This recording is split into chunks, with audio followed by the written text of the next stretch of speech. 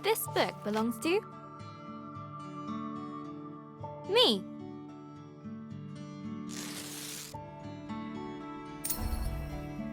Hello, Journal. Is it okay if I call you that? It's a bit formal, I know, but we've only just met. Let me introduce myself. I'm Isabel Barbara Cook. Most people call me Izzy, not Dad. He calls me Titch. My little brother Ben calls me Isbo. I call him He Who Chews Curtains. He likes red for breakfast and blue for dinner.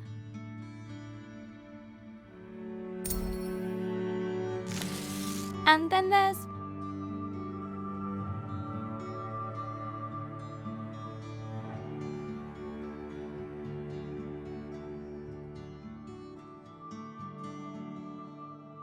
Mom, my top tea drinking buddy.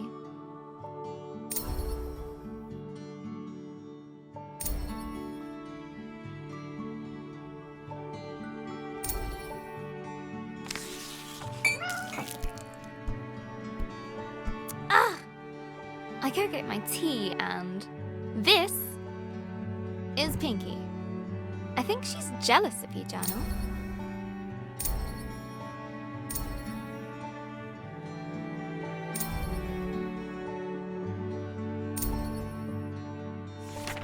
Today's my birthday. Dad made his best cake. Mum and Gran started the singing. Ben gurgled along. I blew out the candles and made a wish.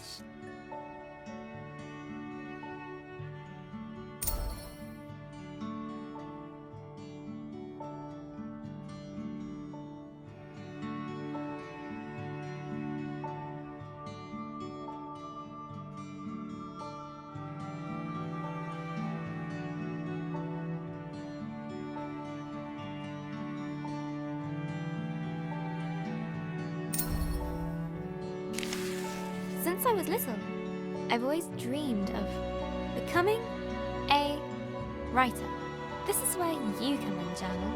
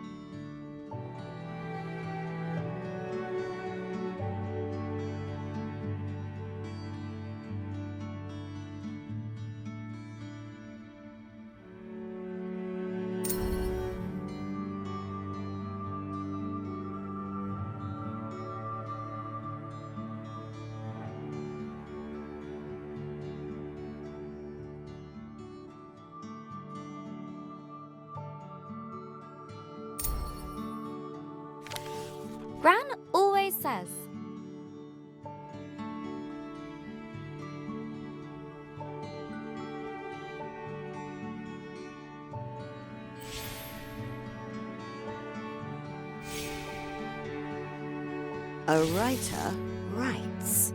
No one ever got anything just by wanting it. I guess that birthday wish was a waste then. Gran said writing is about exploring your thoughts. It helps you unlock your feelings.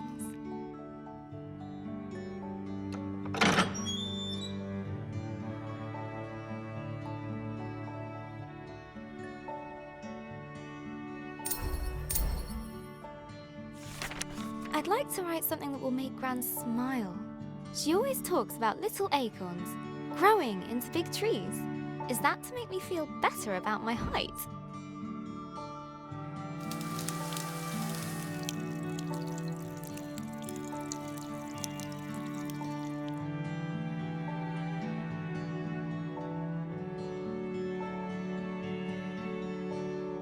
Or about my writing? I want to write a story, but what kind? A romance? Science fiction? A comedy? A drama? Fairy tales? Wait, we're getting somewhere.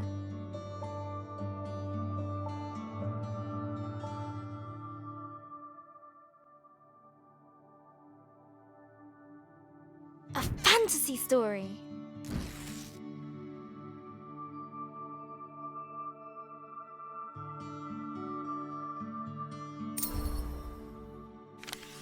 So, how do I start my fantasy story?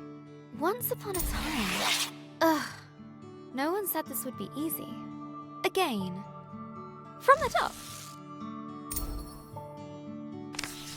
Not so far away. In the land of Astoria. A place of peace and magic. There lived a girl named...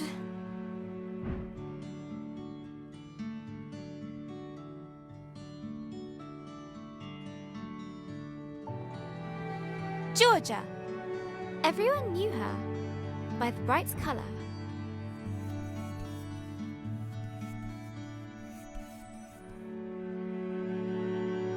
Of her red dress. She was ready to begin her adventure. In fact, she'd been preparing for it her whole life, for she was the only apprentice of the village guardian, Elder Ava.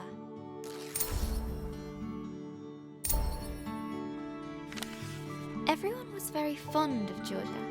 Her heart was full of curiosity and compassion. The villagers agreed that no one was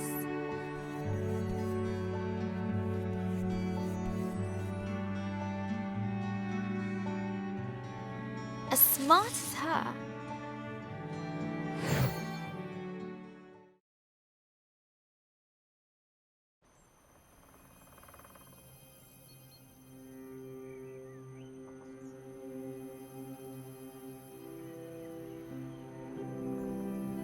Not too far away, in the land of Astoria,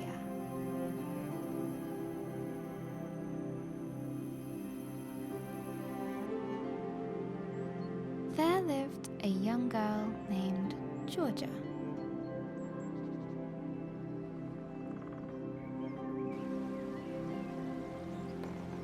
She was smart and loved to study and learn new things.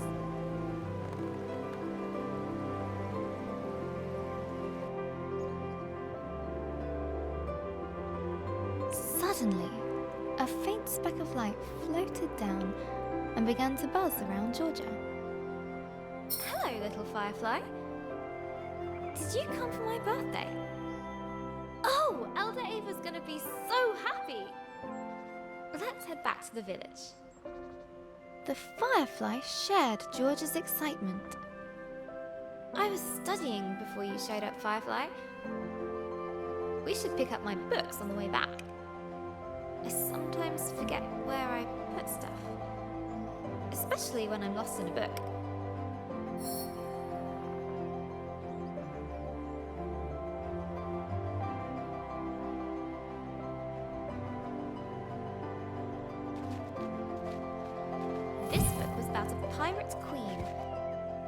such an exciting life.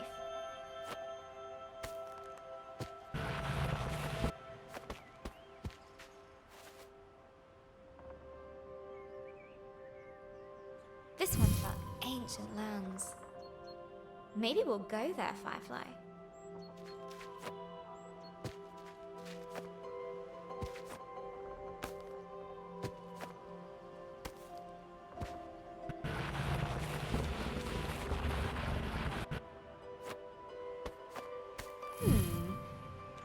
This one was about the history of spoons. A little boring. Come on, Firefly! Wow. The village is just a bit further down.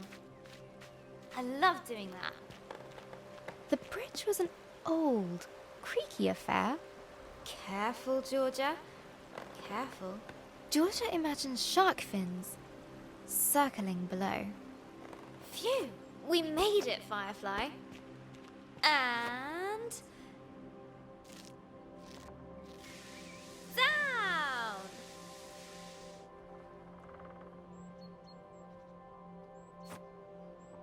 Georgia knew many secret paths back to the village. Like this one! She loved feeling the roots around her, as if the tree was giving her a gentle hug. Nearly there, Firefly.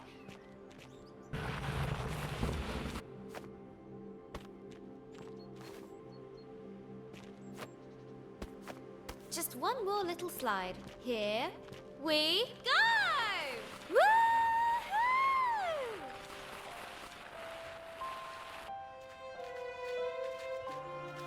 The old cargo lift, barely used.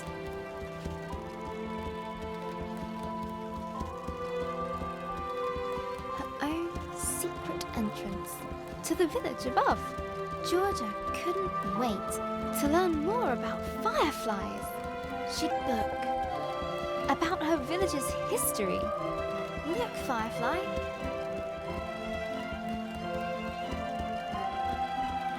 Home. The warm lights and enticing smells of Elder Ava's hut welcomed her.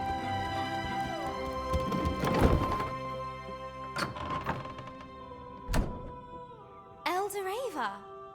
Happy birthday, Georgia. I'm one of our sacred fireflies. This is a very special thing indeed. Does this mean... Yes, it is time. Would you fetch me that box, please? Ava was sure that Georgia would rise to the occasion.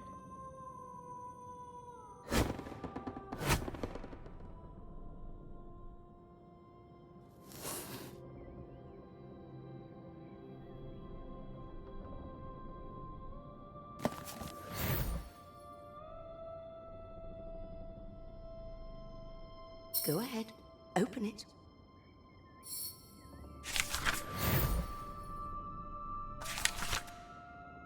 This will store all the magic words you find. Some will stay with you, others are fleeting. They will help you overcome any obstacle.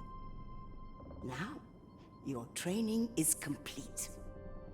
Congratulations, new Guardian of the Fireflies. Guardian? But that's you. Guardian in retirement now. You should head to the shrine tree for the other Firefly's blessing. I'll join you shortly, dear.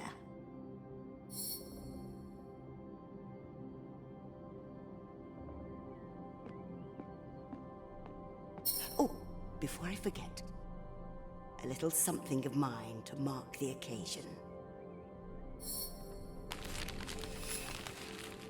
Elder Ava reached inside her pocket and handed Georgia a gift.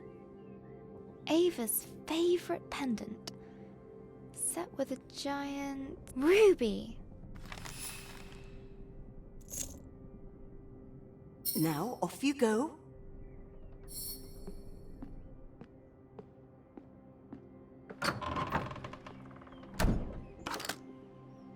so proud of you, Georgia.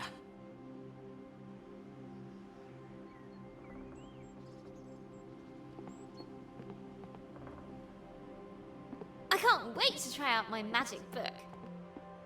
And all at once, Georgia was surrounded by the hustle and bustle of village life. Oh, how'd you do that? Wait a minute. It's got the power. She must have the book. Georgia must be the new Firefly Guardian. Why do we have to be on Georgia cargo loved duty throwing all stones the time? over the That was rooftops. amazing. But not Best today. thing I've seen all morning. Look, Today, Georgia has the book. Firefly Shrine was Ah, waiting. miss. Go on! She looked over her bustling treetop village. I heard you had a bit of leaf mould. This was all she knew. Yeah, Elder Bassus gave me a poultice. Did it work? Cleared it right And up. it was home. Looks better than ever. Smell that. That's the scent of paradise. I can always use more paradise. I'll take 10.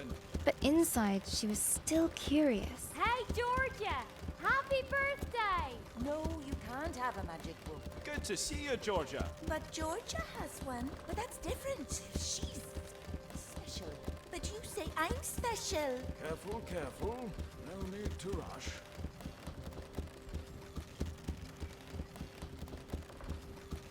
About the world that lay beyond.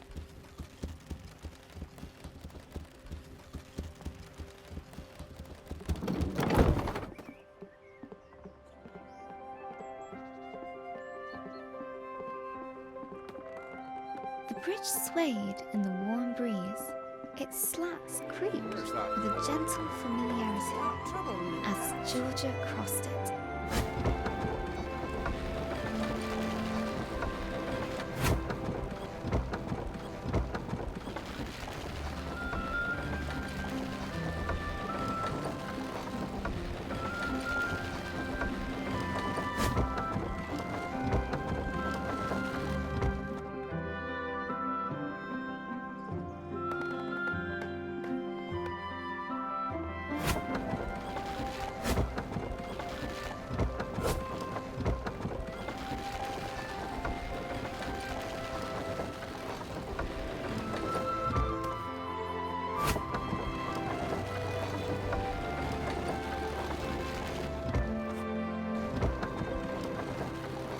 Haven't seen that book for a while, Georgia.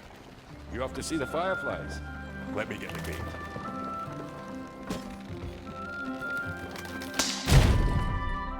Ah! Blast!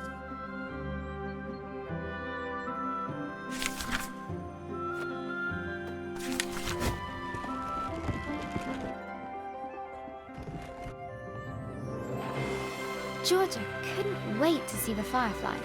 Soon they'd bless her as new village guardian.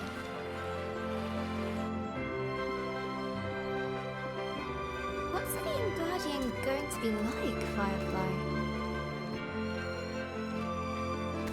I hope it's adventurous.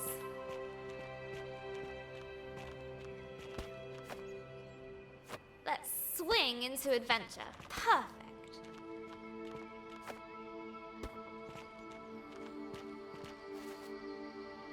Georgia crawled through the dank, dark tunnel.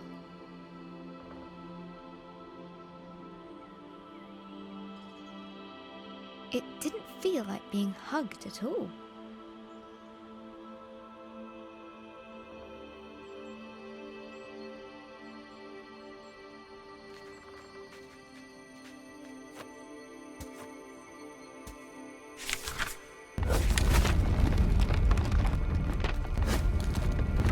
The rocky cliff face posed no challenge to her now.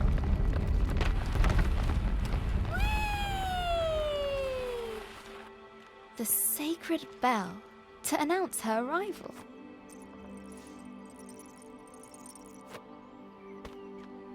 At last, the tree was in sight, home to the fireflies, whose ancient energy kept the village safe from harm.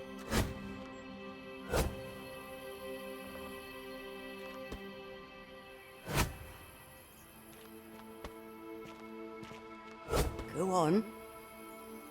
Show them what you can do. That's it! They're accepting their new guardian. At last, I can get a lie-in. Glowing light surrounded her, a timeless energy that birthed stars and forged suns. Now she was part of it, forever. And so Georgia became the new Firefly Guardian.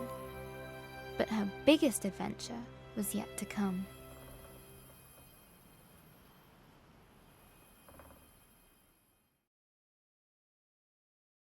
Hello, Journal.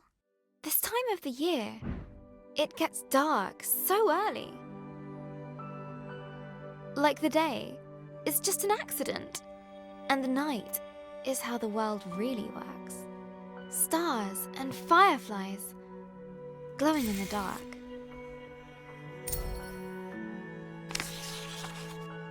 I've never actually seen a firefly. Do you think that matters, Journal? Glowing things are cool, especially in nature.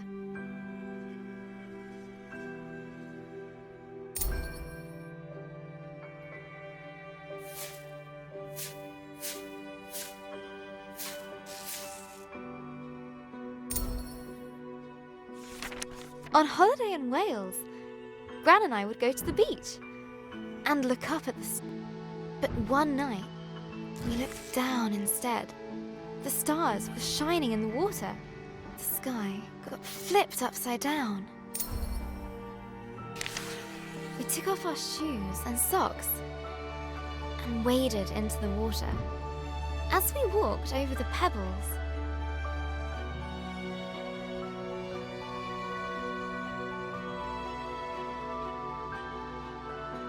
they glowed beneath our toes.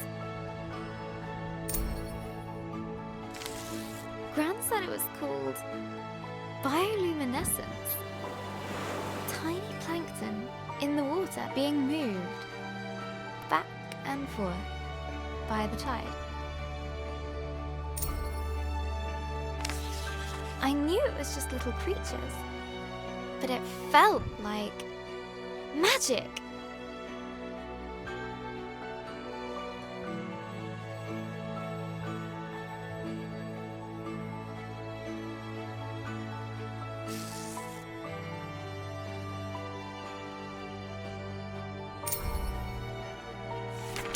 I got up very early the next morning.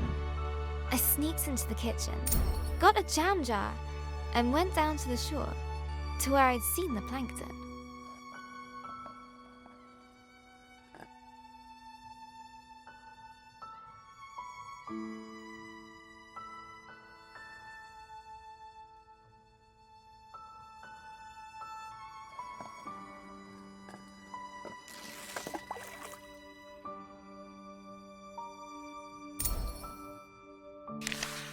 That evening, I was so excited. I carefully put the jar on my bedside table and waited for the night. But it didn't glow. I was devastated.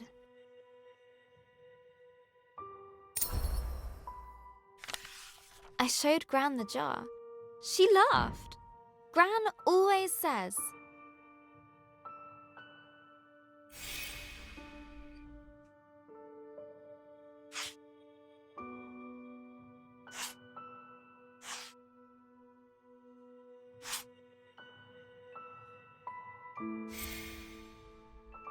You can't put a cork in nature.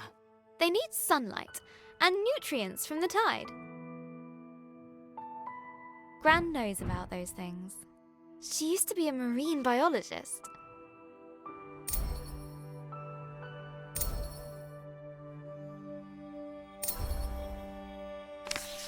Gran bought some special algae that would grow at home. We spent the whole day planning it. Sand, Water. Glass stones. Company. Lights. Corals. A house. Pebbles.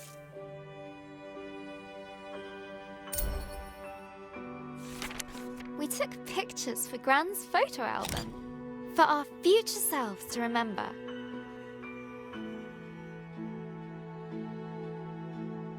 How the tank took ages to fill. How we took turns stirring the algae in. How happy we were when we had it all set. Just needs time to develop, said Gran.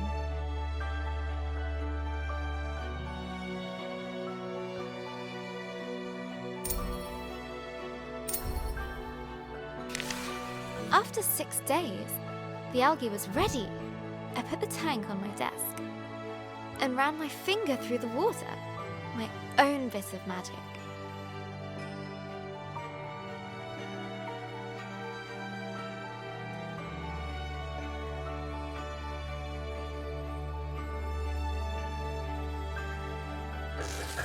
Izzy.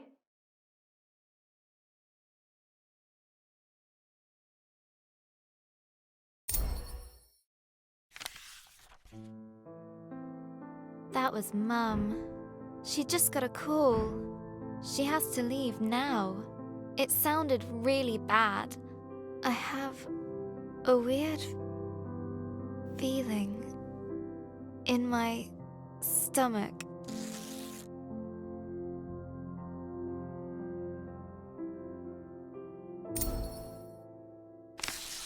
Something I don't know how to deal with. We just heard that Gran has had a stroke. I don't want to believe it. I can't lose her.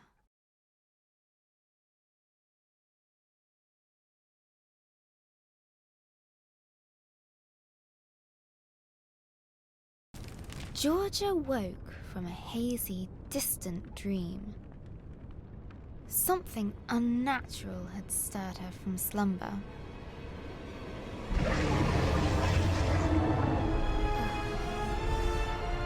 What's that noise? Eldoreva?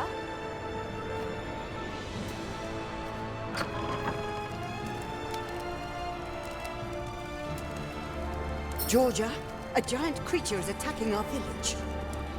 Attacking? I thought the fireflies protected us. There must be something wrong. Get to the tree at once. Hurry! What creature could have caused this? And suddenly, Georgia was surrounded by smoke and cinders. As she hurried past the crackling rooftops, her concern grew. Hey, Georgia, you gotta hide. You can hide with us. No, there's no space. Okay. Find your Broken? hiding spot then. The lift.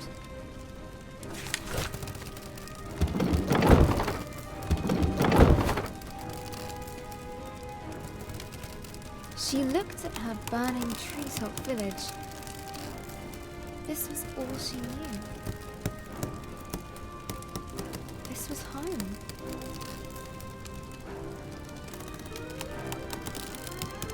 She needed to get to the fireflies.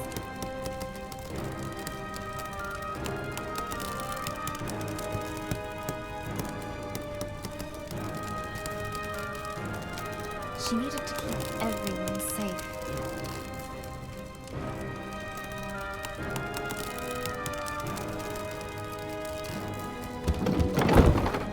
Please, Georgia, help me out. I'm trapped under this thing. Oh, thank you, thank you. Never thought I'd be so glad to see my feet again. No, no, no. I need to get to the firefly tree. The bridge was beyond repair.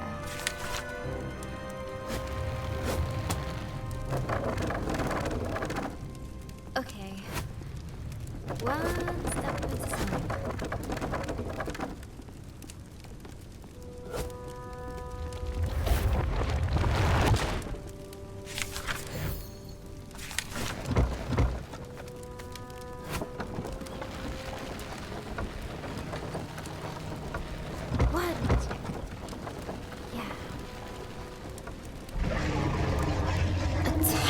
terrifying noise echoed from beyond the village gate. Georgia rushed out to meet it. Soon she would prove herself as the new village guardian. I can do this. Right, Firefly? Right? But she could not deny the creeping terror. The earth yawned below her. Phew. Made it. That was scary.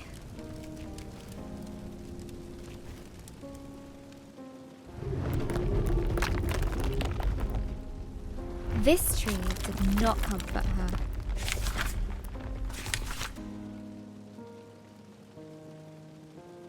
It was as scared as she was.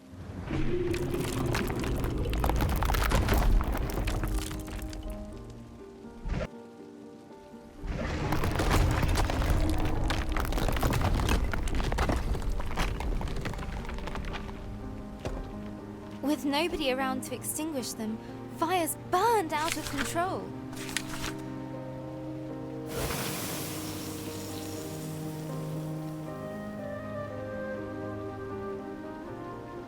Some words will stay with you, others are fleeting. A strange blaze crackled ahead. Is that fire? I've never seen a flame like that before.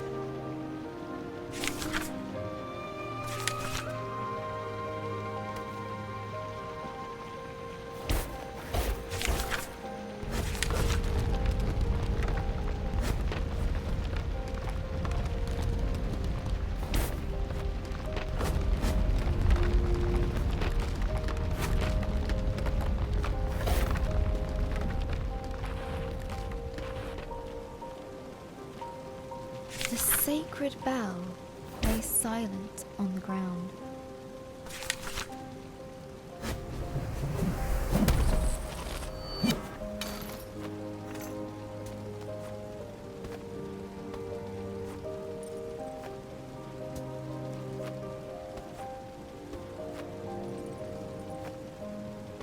Nearly there. Oh no. No, no, no. Where are the other fireflies?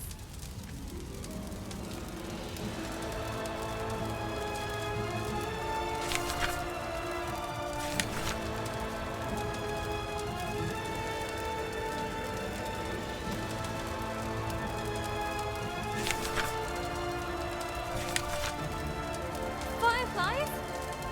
Please be here. Please be here. Soon, the dreadful realization dawned on Georgia. The fireflies were gone.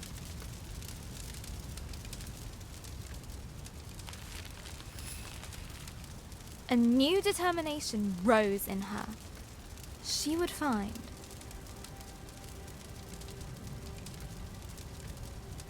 the fireflies. Eldoreva! Something took the fireflies. I know. Our people will fall sick without them. Don't give up hope. I'll get the fireflies back.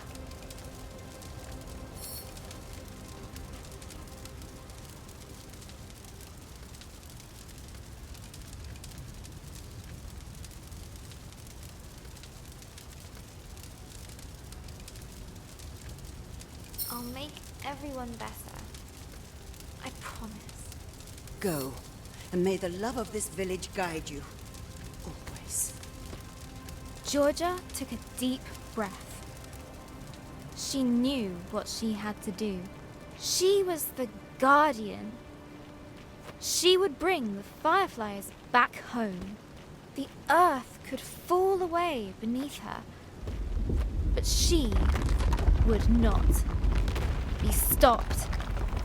This was further than she'd ever been before. And yet it was exhilarating, wondrous, and terrifying. Fear was at her side. and hope in her heart. But things were about to get worse. Much, much worse. Is that a dragon? It's big.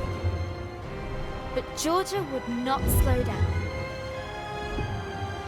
Not for crumbling paths.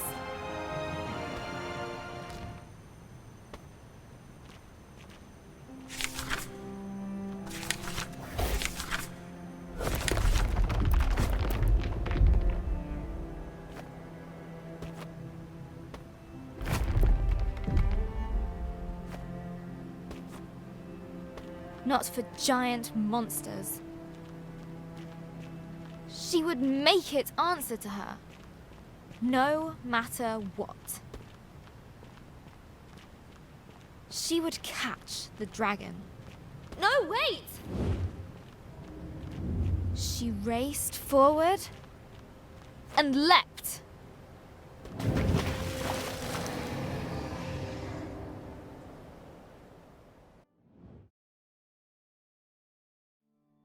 Hello, Journal. We went to see Gran today. In the hospital. It looked like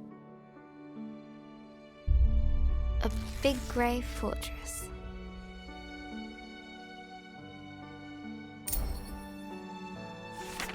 It took us a while to find the right room.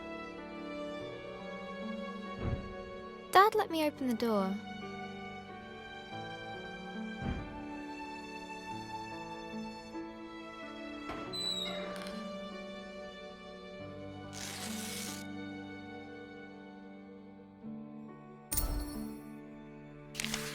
Gran has a big, cozy bed at home. Nothing like the hospital one she was in. Lying in there, she looked so small. I don't remember her being that small.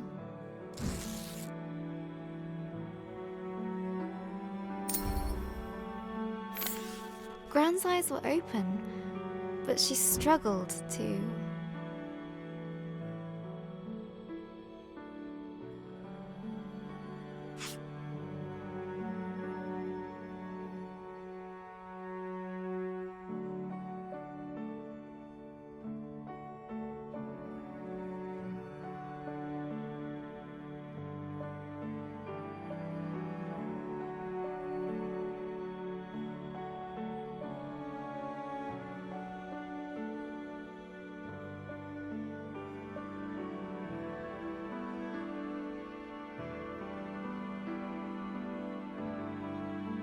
Find the right words. She just couldn't.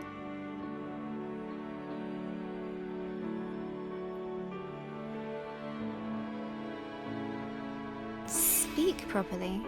The doctor said it was called dysphasia. It was caused by the stroke.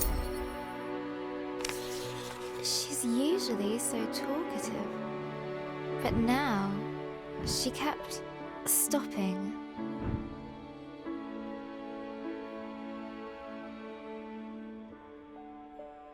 Mid-sentence, as if all the words she could find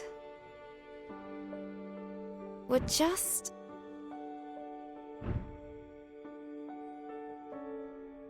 out of reach. I could see it really frustrating her. And then Gran started coughing. They put an oxygen mask on her. I told her she looked like Darth Gran.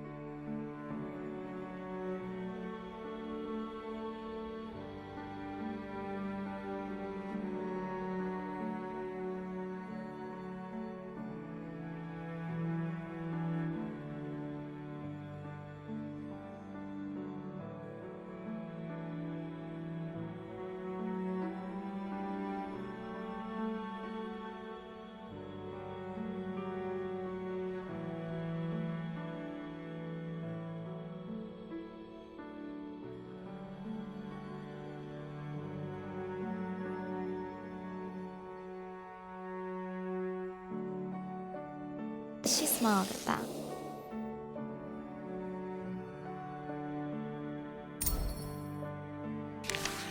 That reminds me of Gran telling me how she took Mum to the cinema a long, long time ago when Mum was my age. A Gran story! Gran and Mum went to see my favourite movie. Mum fell asleep, but Gran fell in love with it. When I was little, Gran would show it to me on a battered video cassette. Gran would laugh at the robots and guess a funny smile whenever the scruffy-looking smuggler showed up. We'd watch it until we could quote all the best lines. We laughed a lot. Once she gets out, we're gonna watch them all over again. And when the next movie arrives, Gran and I go to the cinema. Together.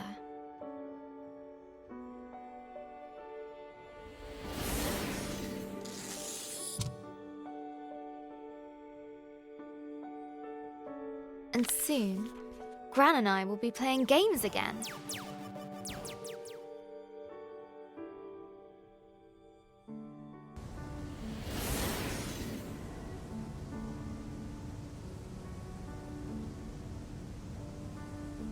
I can't wait! This time I'll beat all her high scores. For sure.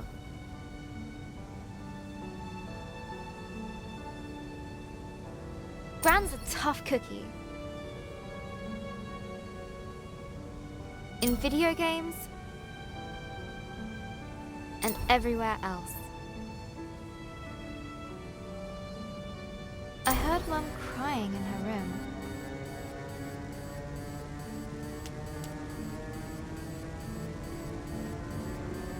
I've never seen her cry before.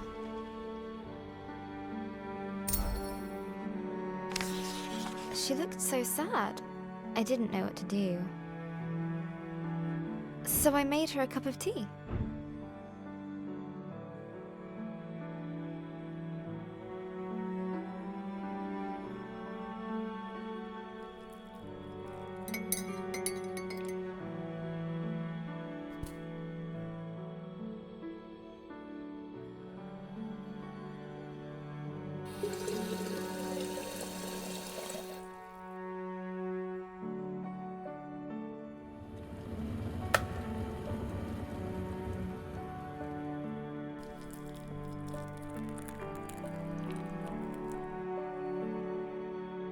Just like Gran's, she said.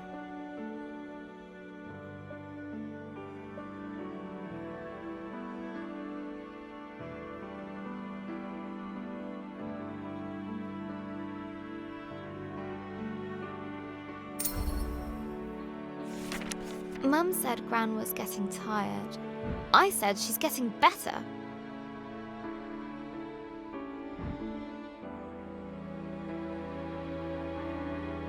Mum said she felt helpless. I said she was just sleepy. Mum said Gran's going to... I said she's going to be fine.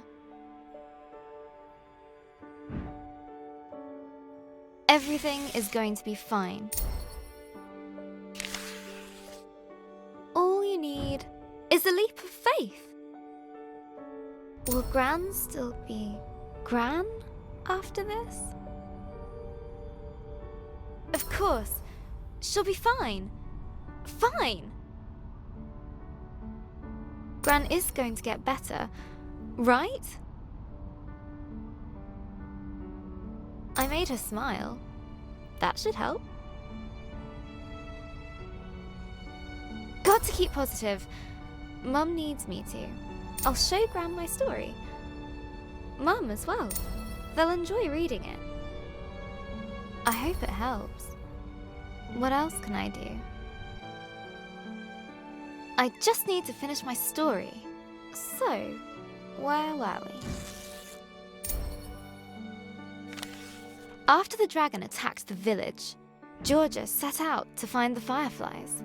Leaving Elder Ava and her village behind, her journey took her to a vast desert with a guardian who guards it because it is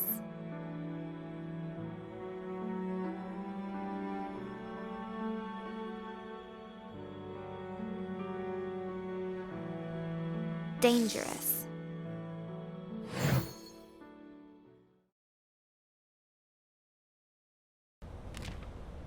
Georgia had pursued the dragon far, far from home.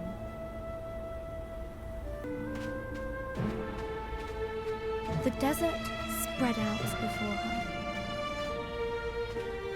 Dunes rising and falling like a sea of gold. Timeless and bewildering. A glow in the sand. I'll get you safely home, my little friend. Another firefly escaped from the dragon's grasp.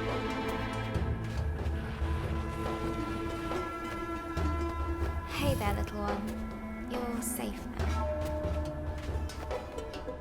Where did this wind suddenly come from? There was something very unnatural about it.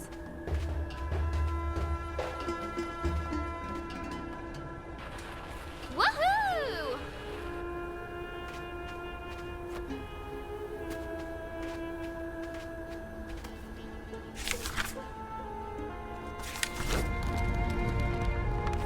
A little wind won't stop me.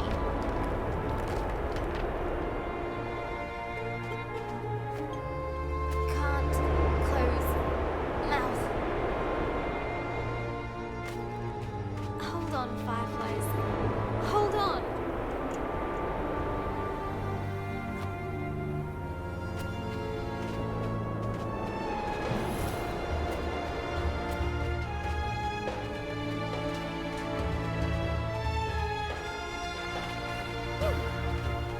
It stopped. Someone's down there. Oh, learned creature. You are a meat creature. Soft and squishy. This flesh will chew you up like a bug. Looks like you're a scholar. So am I. Do you know something about a dragon? Go away! Now you all and stay out!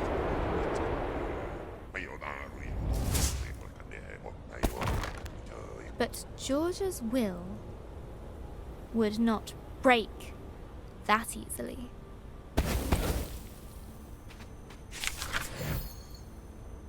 Hey! Come back here!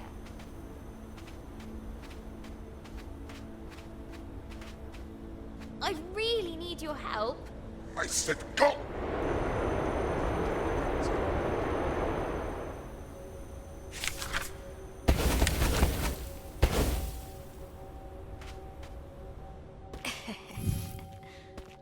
Surprise!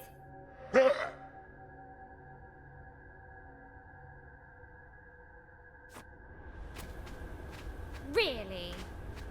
Who does that big bag of wind think he is? Look, whoever you are, Go away! I can't. I have to find the... Go away!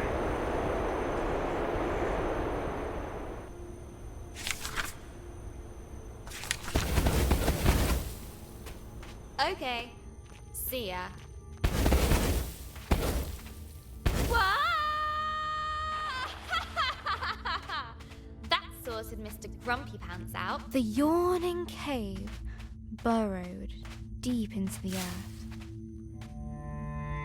Home to wondrous life. Easily scared.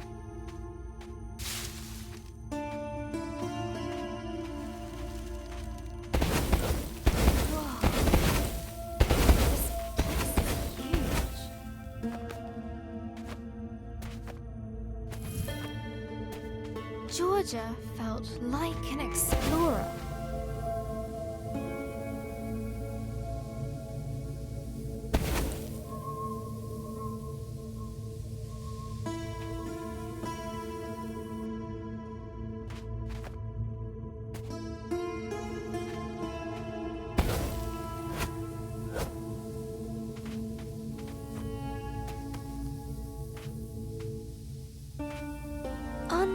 uncovering the unknown. Far below the rolling dunes.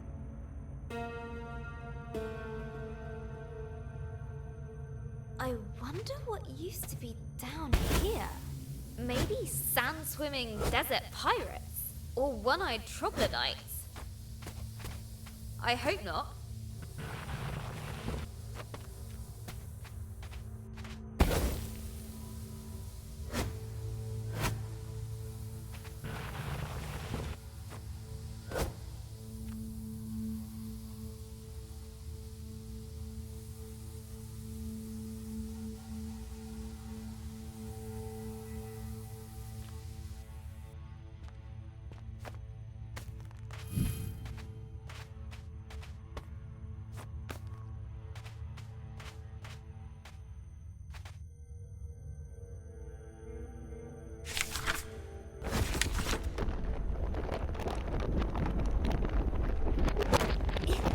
Deep under the desert sands, Georgia found a long forgotten chamber. The plant recoiled at the sound of her footsteps.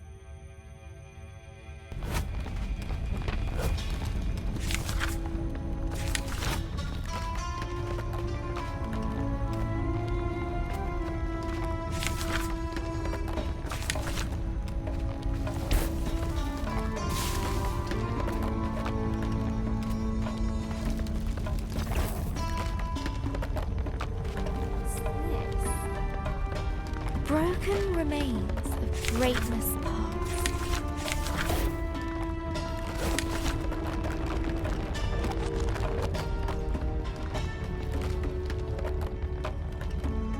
The silence of the ages filled the air.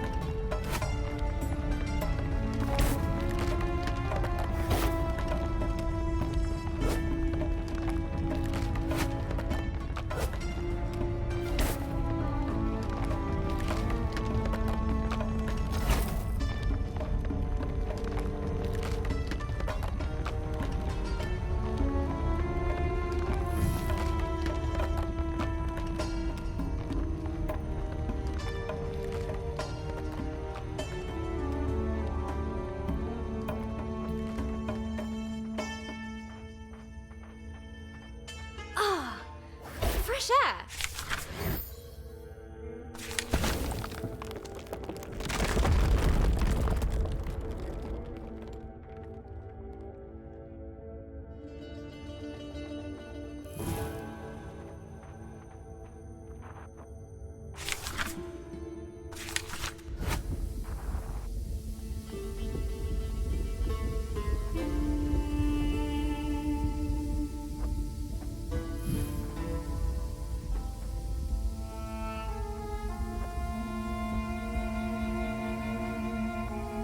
A familiar, foul-tempered voice drifted down to Georgia. Where did that meat thing go? Told them it was dangerous, but they're just like the rest. Too squishy. You shall go no further.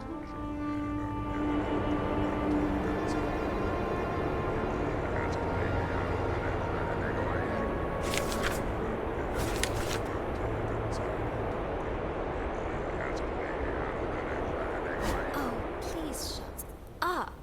Ha! Word magic. Georgia had disarmed the djinn. His fury was great. Fortunately, his voice was very, very small. But the Desert Guardian would not let it rest.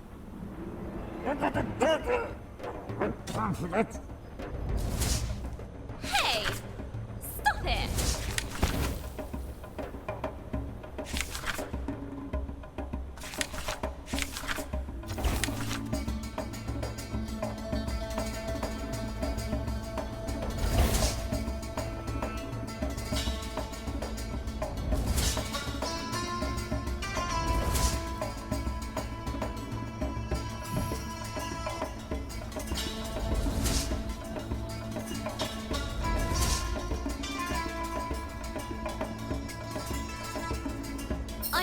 find the dragon. Don't you get that? I really don't have time for this.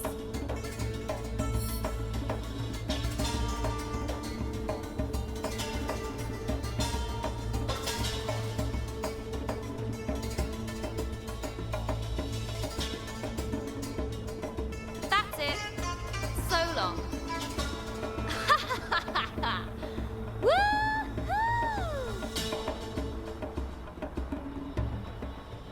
Well, we got rid of sulky boots again.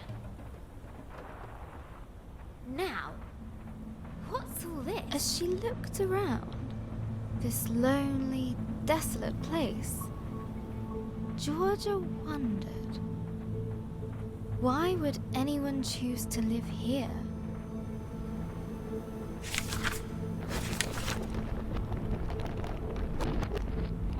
There had been people here once upon a time. What happened to them? Who were they?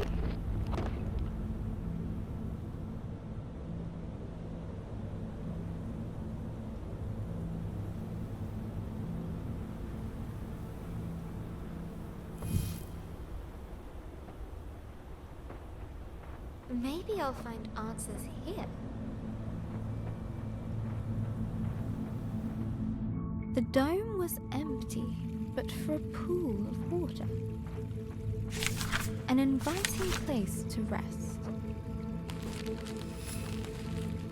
George's thoughts drifted to the people that once had lived here. She was sure they must have been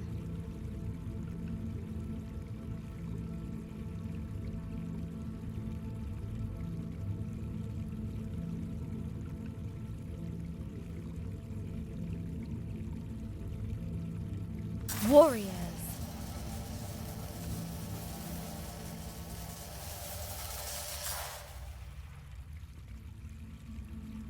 A distant roar roused Georgia from her thoughts.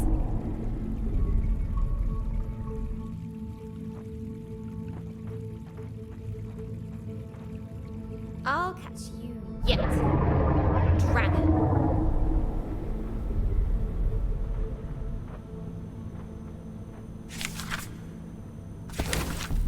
The ancient statues toppled before Georgia.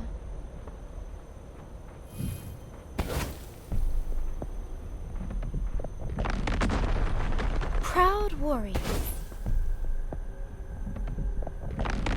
protectors of their land.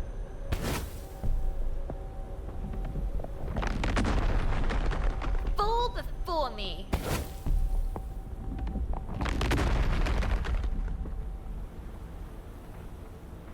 But behind Georgia, a grumpy mumbling could be heard.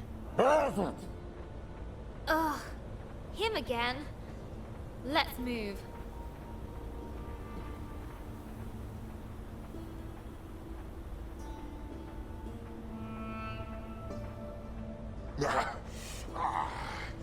That's better. I do the magic around here. The Desert Guardian was frantically looking for Georgia. Stop hiding from me. He would surely find her eventually.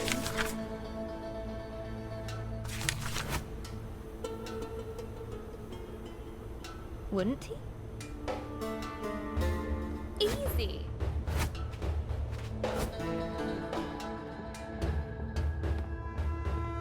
Despite the darkness, Georgia's hope guided her.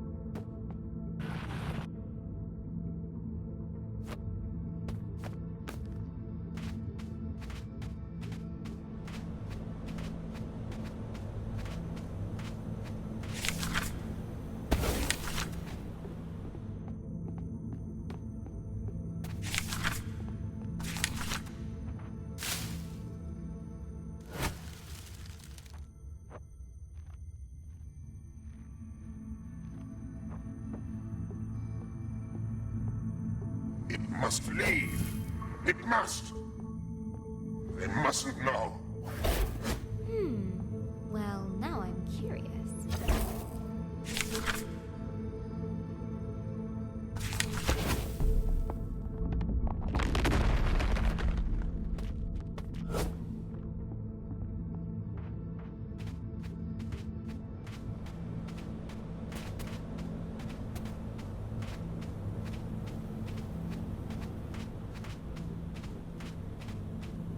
What is it with this guy?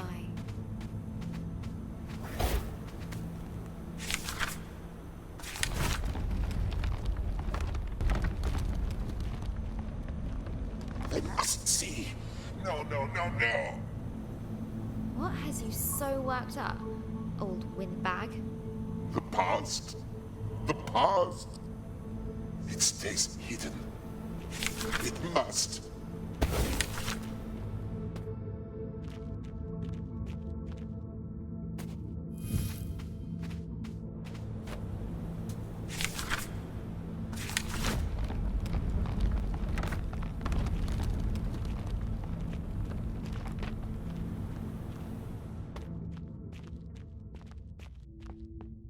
Oh, the old days. So little left. Best forgotten. Look, whatever it is you don't want me to see, I'm sure we can... No, no, no, no. You cannot go further. Back! How can I get him to listen? Would she break the Jinn statue? Or repair it?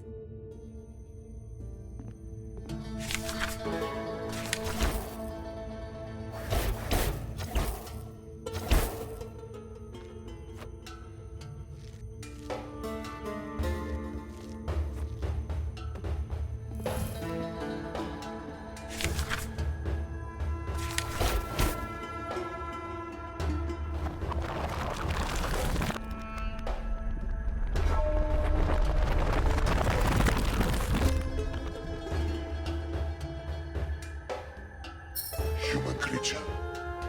You rebuilt my statue. Why? You aren't listening, but you look calmer now. I do not understand. Why show pity to me? I did nothing to aid you. Everyone deserves a second chance. Or a 10th. What's happened here? What did you do? I failed. More than 10 times. Let me show you.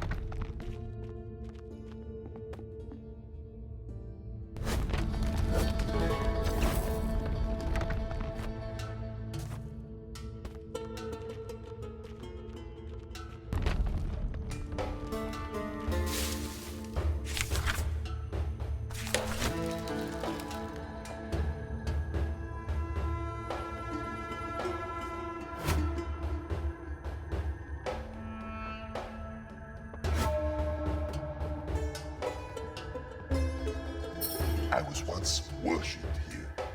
It was wonderful. But I grew complacent, arrogant. They warned me that great dangers were coming. And what did you do? Nothing.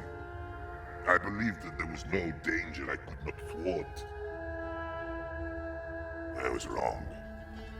Paid the price. My being here must have brought back painful memories. That is as it should be. To feel something, even pain, after all this time. For that, I thank you. I don't need your thanks, but I do need to know if you've seen a dragon around here. It has come and gone. But there is something you should know about that beast. What was that?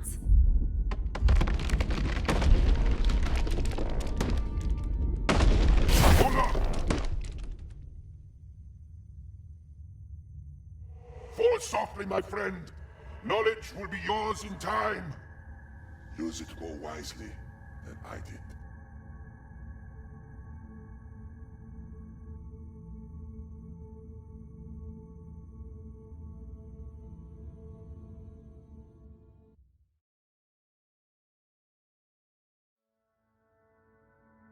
Hello, Journal.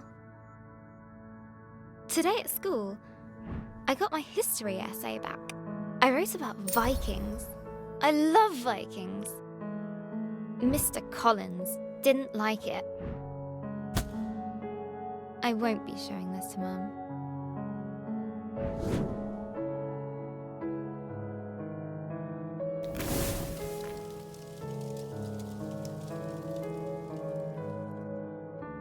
She has enough to worry about. Vikings are the best. They're tall and strong. They love conquering and fire. Vikings are basically all kinds of awesome. I could really use some awesome right now.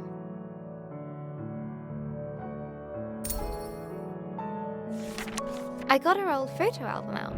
I wanted to see Gran like I remember her when she was awesome.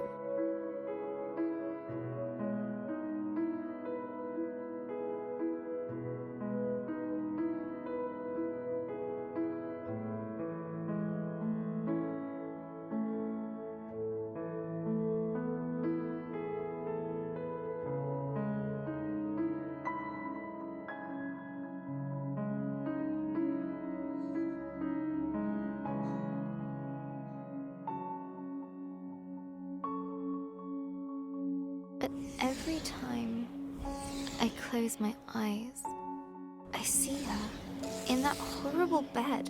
We're visiting the hospital later today. When we arrived, Gran was asleep. Her skin looked so thin, almost see-through, like tissue paper. She was Gran-shaped, but empty. I mean, that's silly, right, Journal? It's just Gran. But somehow it isn't. It's not her!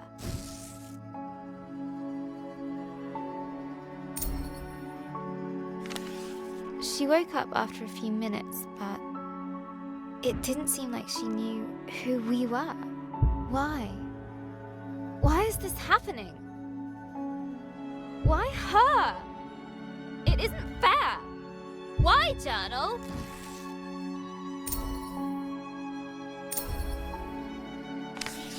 Gran still can't speak properly. It's so cruel.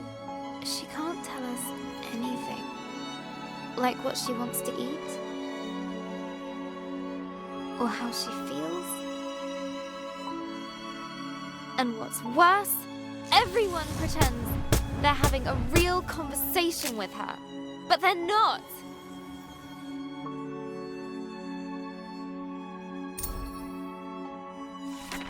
You're doing fine, Barbara, the doctor said to her. You just need some time.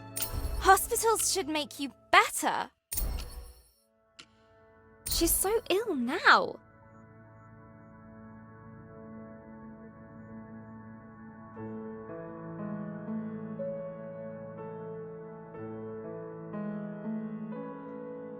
treat her better now. Just wait. Time is a healer. I thought that was his job. I wish I could help her. It makes me so mad. Nurse said it was dinner. Mum had ordered Gran soup and a jacket potato. But when Gran tried to eat by herself, she kept dropping her cutlery.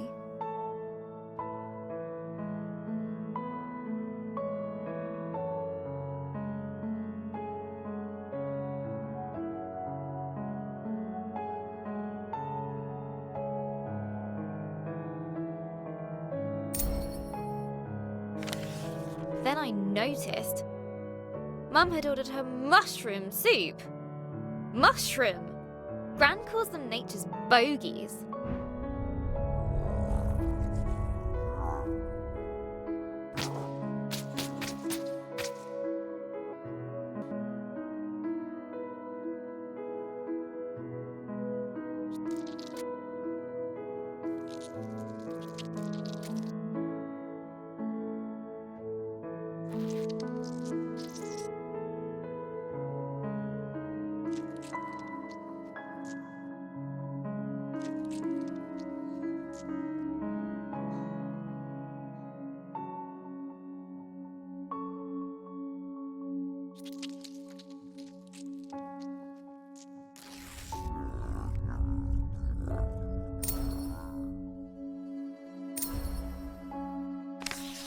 I reminded Mum about the mushrooms.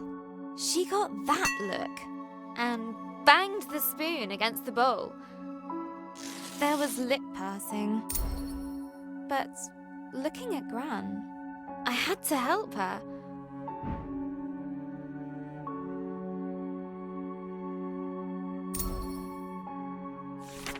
I still had some loose change, so I ran down to the entrance hall, where I'd seen a vending machine on the way in.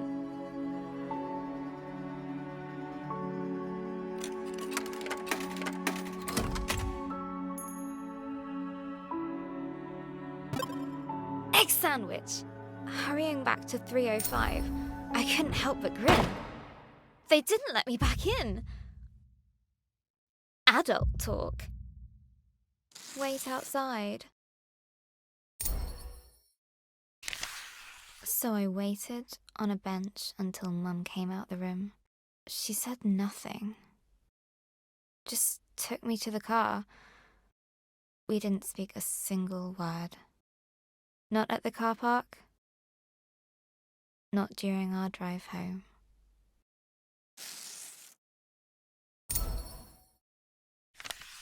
Dad had made pies for tea.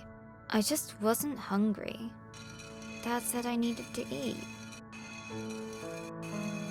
I said if Gran wasn't going to eat, Neither would I. I slammed the door really loudly and flumped onto my bed. I still had the egg sandwich. It was all mushed up. Everything is all mushed up.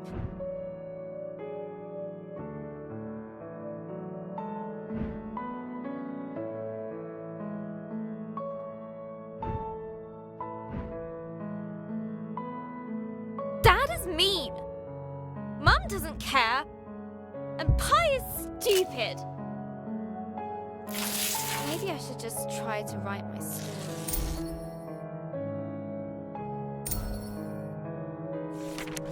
Let's see. Last time, Georgia was plunging down into the dark below, but the djinn spell slowed her fall. Down and down she went, tumbling, helpless. Then and there, Georgia started to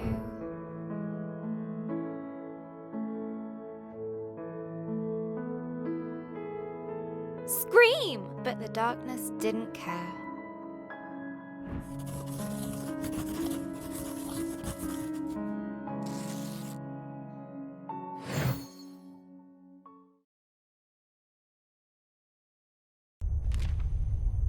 As Georgia hurtled through the darkness, her helplessness no longer made her feel scared. It made her feel frustrated, angry. She wanted answers.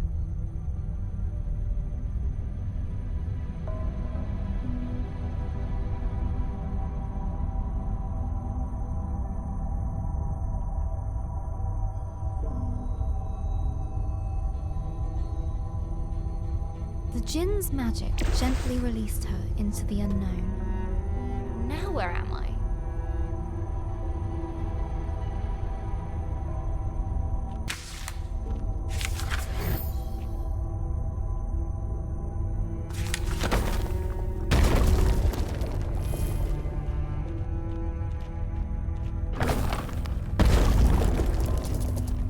The ground was warm to the touch. At least it's quiet. Just my luck. And what's that? Molten stone. She'd seen nothing like this in her forest home. I really miss my reading nook.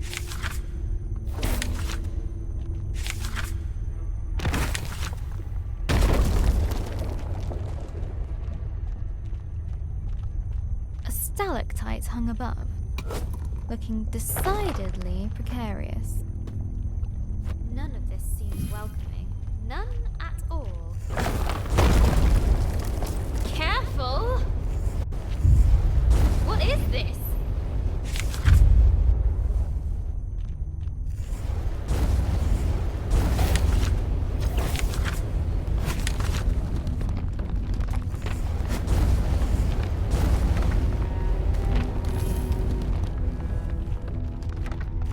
Something was unnerving about the pendulous nature of the ceiling. I knew it! I knew it! I knew it!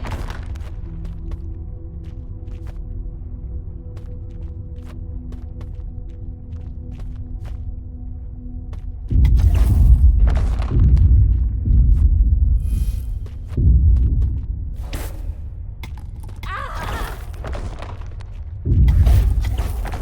This is ridiculous!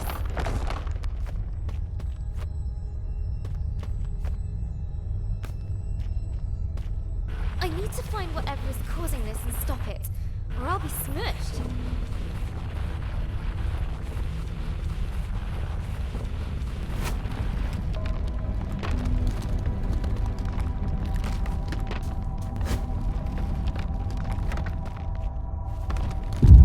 As the sound got closer, Georgia realized she would soon face its maker.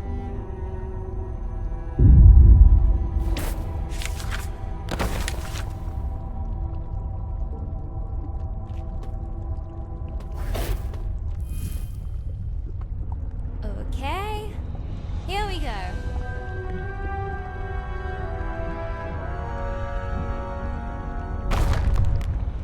Fire and flame wrapped her form. Hey! You'll bring the whole cave down! But the giantess just kept on pounding. Yeah, just ignore me. It's not like I might die over here.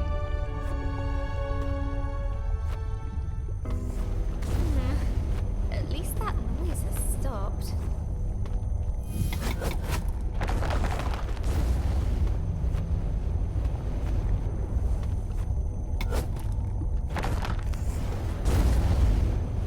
The lava gently bubbled, as if to mock her lack of progress.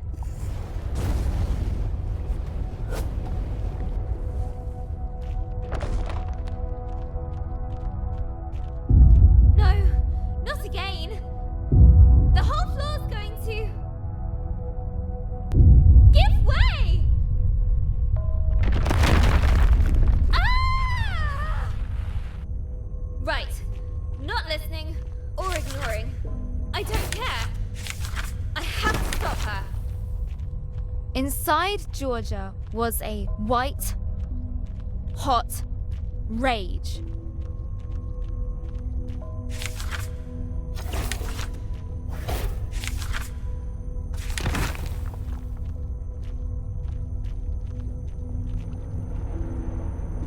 Hey, you! Hey, whoever you are! You nearly killed me. Hey, are you listening? Leave me alone.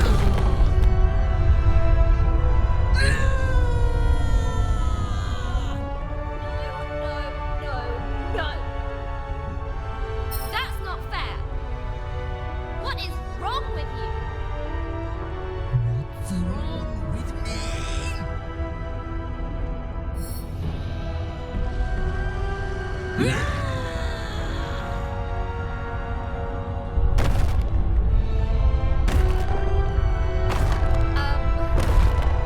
Might have overdone this.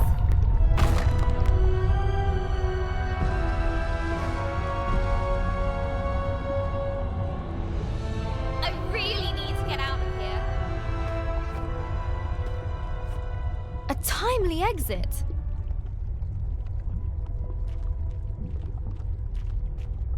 Georgia didn't quite know what she'd encountered. Sheesh. She's so angry. The thought stuck with Georgia. What's wrong with her, I wonder? Whew. I think I need a breather.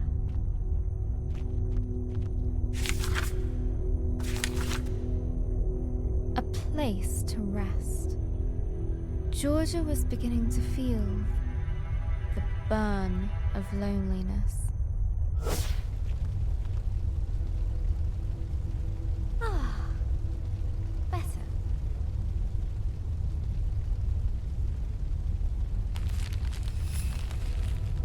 Georgia's thoughts drifted back to the burning giantess. Why would she be so full of rage? She must have felt misunderstood. She smashes stuff because no one understands her. I get that. Georgia vowed to be more understanding.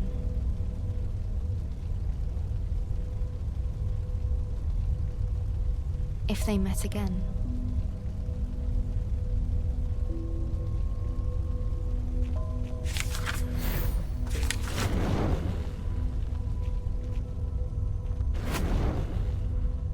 As the light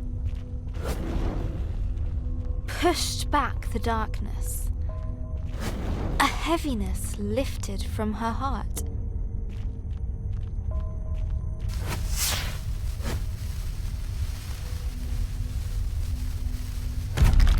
That was strangely satisfying.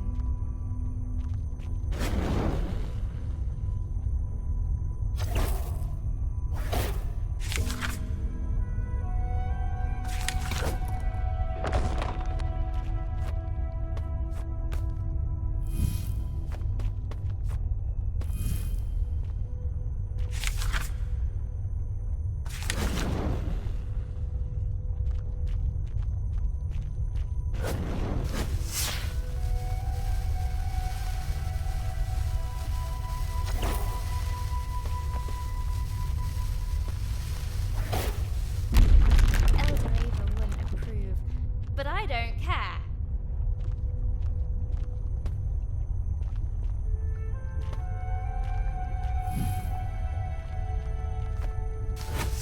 Yeah!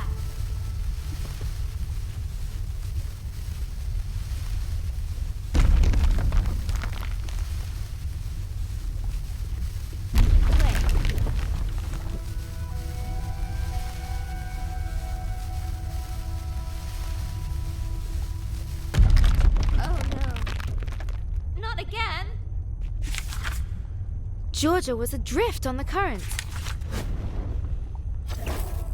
without control, lost on the flow of lava.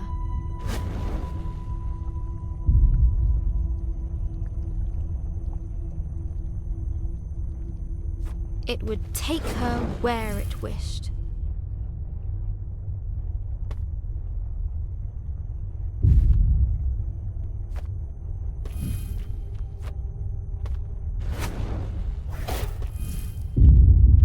It's speeding up. That can't be good. The burning river went faster. And faster.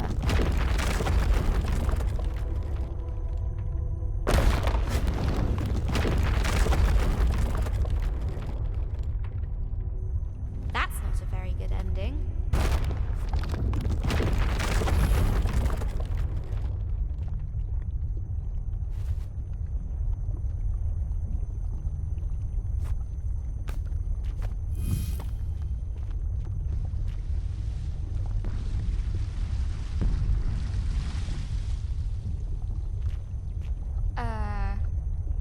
Okay, Georgia.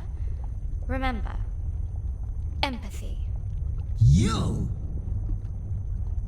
You again! She isn't listening. Run, Georgia, run!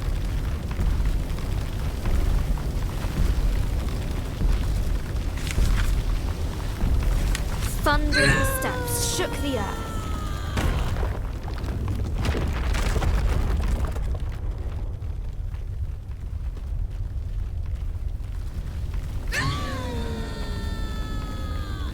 Where is she? Oop, right behind me.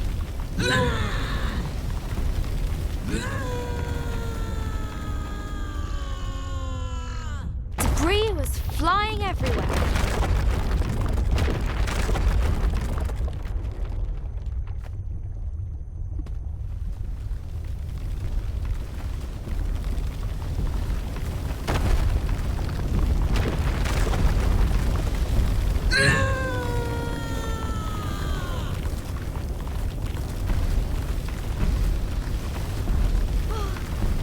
Sunlight. Freedom.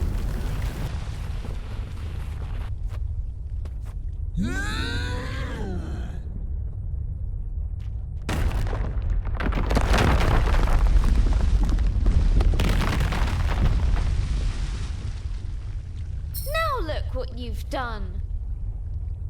You look! We're trapped and it's all your fault. I hate this place and I hate you.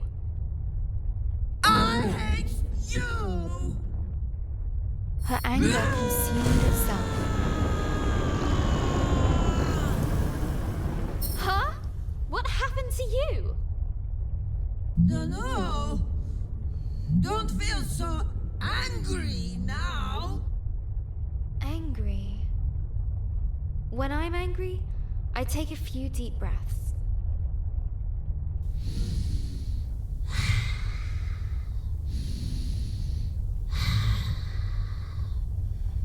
Yes. Helps. As her anger left, it brought a change.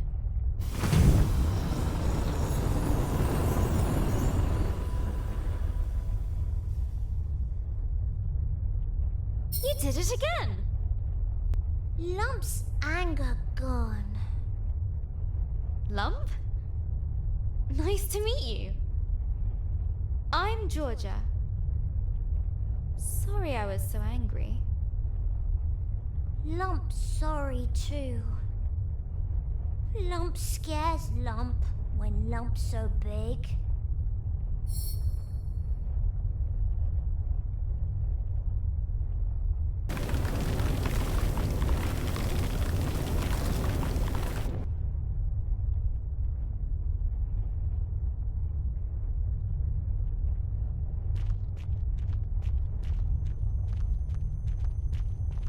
I'm looking for a dragon. Have you seen it? What? Dragon? I'll show you. But first, we need to get out of here.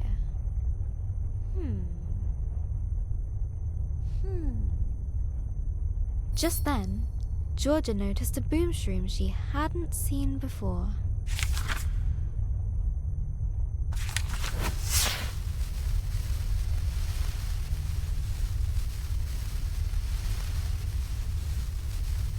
We did it!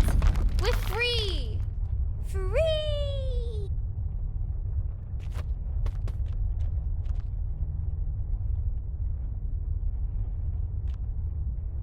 Lump! You coming? Lump likes Georgia.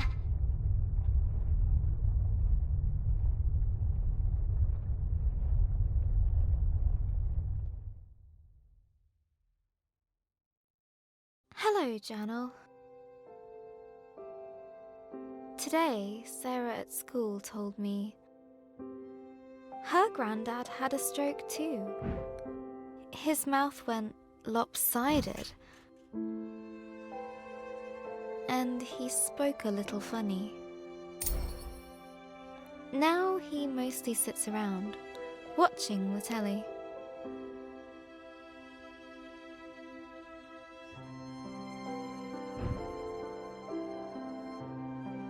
I don't think Gran would enjoy that.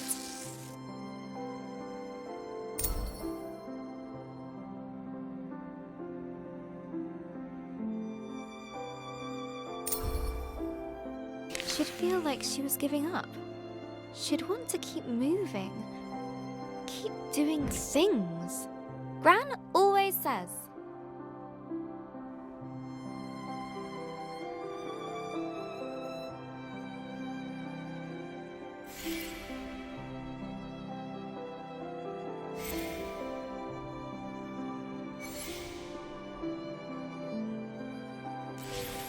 Give the world your kindness, and it will return it threefold. The more positive energy and kindness you give the world, the more you get back.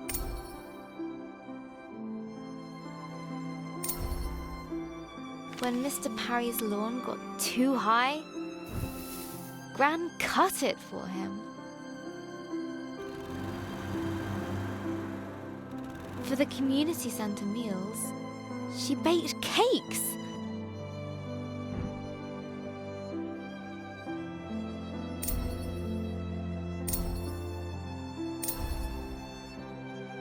She even does the unthinkable.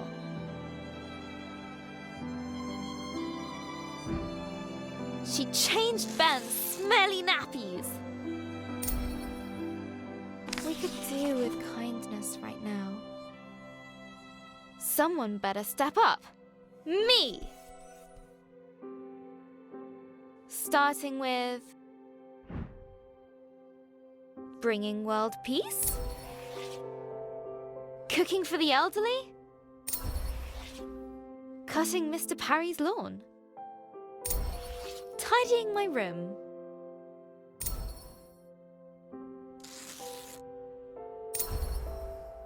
Bringing order to chaos. A mighty struggle needs a suitable tagline. It's tidying time.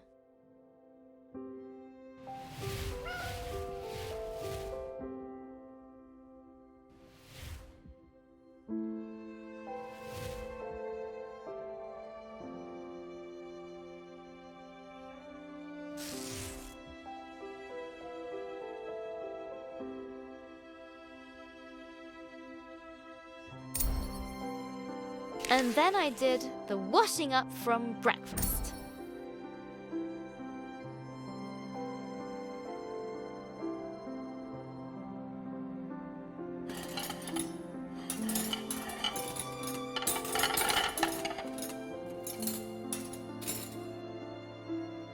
Dad said,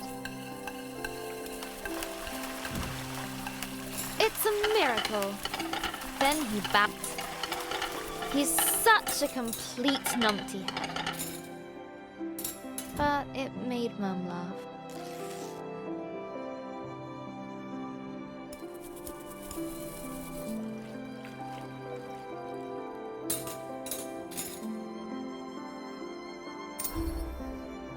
And when we got to the hospital later, Gran was sitting in a chair and looking out the window. She was smiling. So all the things I've been doing have been working. I just have to do more.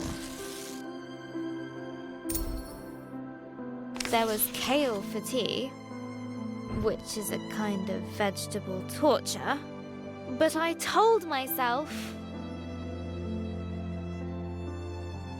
that if I could eat all of it, then Gran would be even better tomorrow.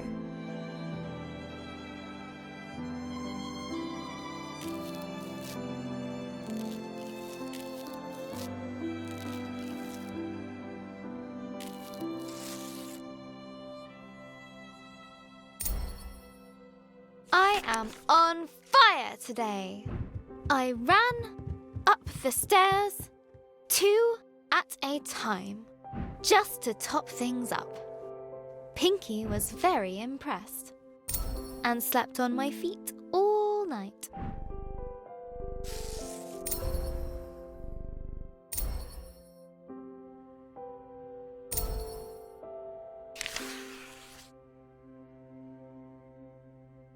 Hello again, journal. I couldn't sleep. I guess I felt a bit silly. I mean, who cares if I eat my kale? Well, Dad, maybe? But does any of this really make a difference?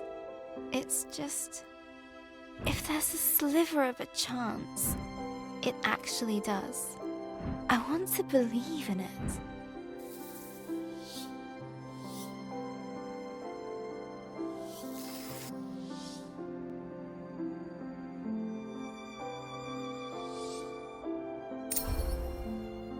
Sarah told me that when her granddad was sick, she used to pray. I don't exactly know how that works, but best to hedge my bets. Please, please, please, please, please, please, make Gran well.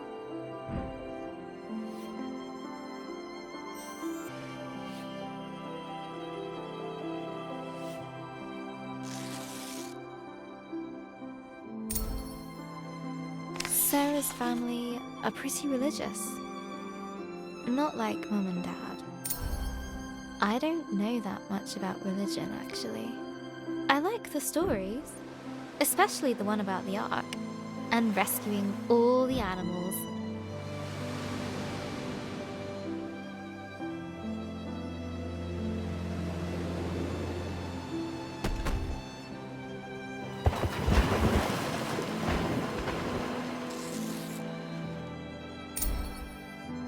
Gran was raised Catholic,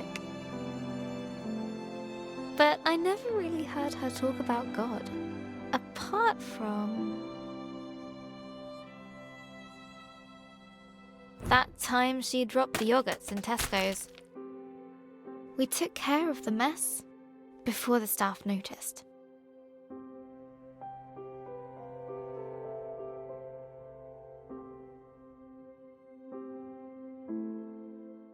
Gran even offered to pay for them.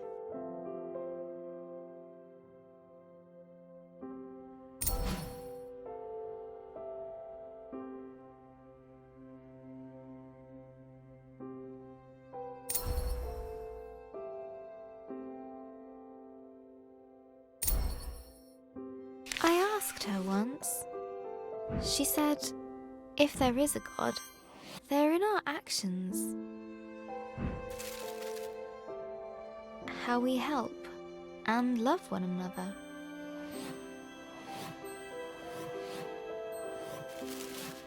Seems right to me. So what should I do?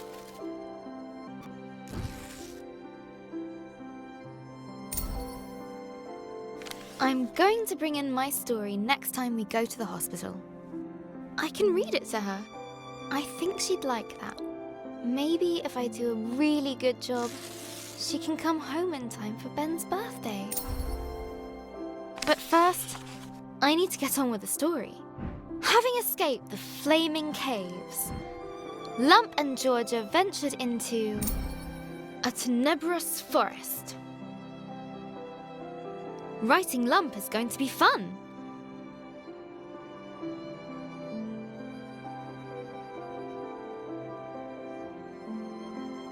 But if she's not so angry anymore, she might need another character flaw. Maybe...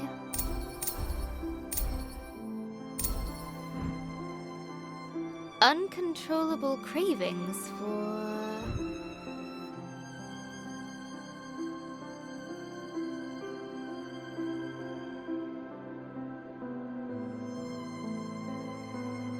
sour fruit.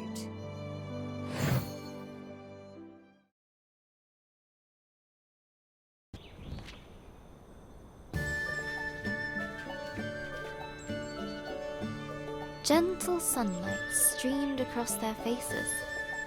Sun! I missed you. Oh, Skyfire is warm. Like Lump.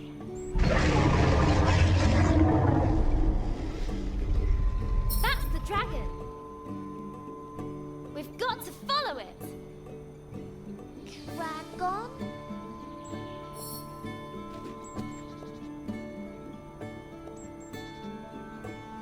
We need to follow it.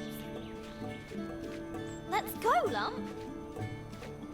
Lump no likes follow anything that goes. "Rah!"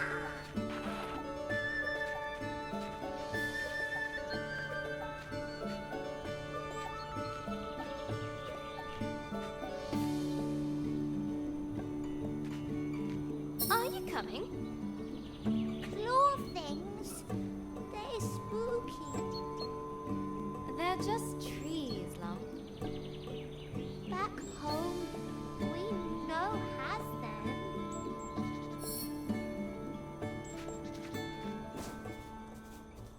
The grey forest. Dark. Foreboding. Georgia didn't care. Home. You miss it. Yes. That's why I'm doing it. You miss home, but you leave it. You curious.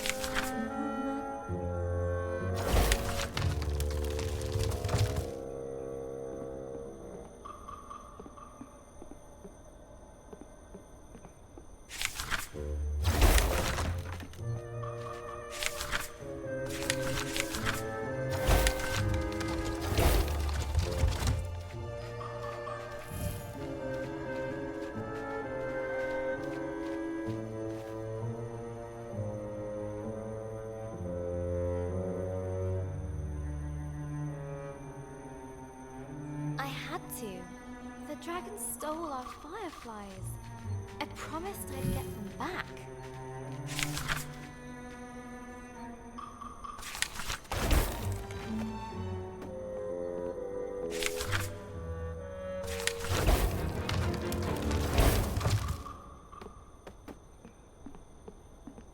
What is dragon? Like cave bear? Well, I guess it's like a lizard. Oh, lizard's cute. A really, really big lizard.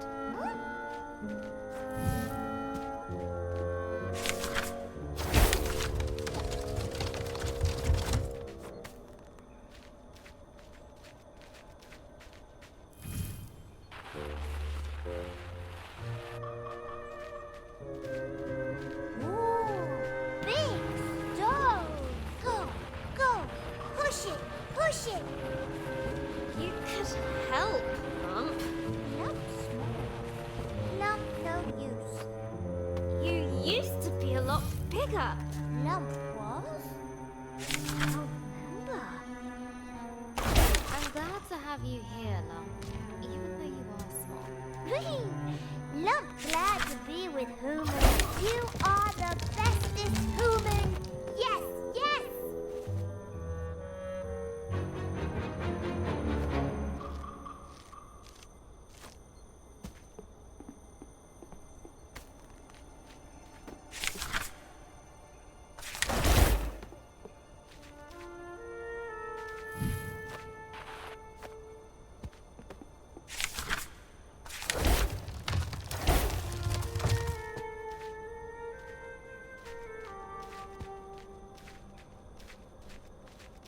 Georgia couldn't help but smile at Lump's silliness.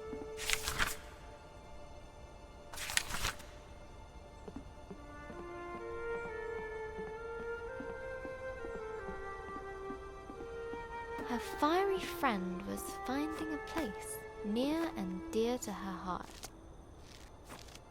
Suddenly, a strange sour smell cut through the air. Lump noses that smell. What is it, Lump? Looks like some kind of fruit.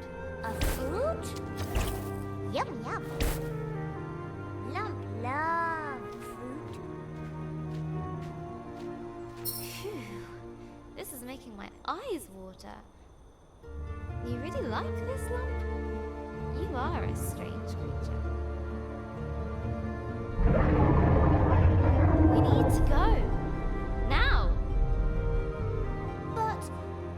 But the fruit. Okay.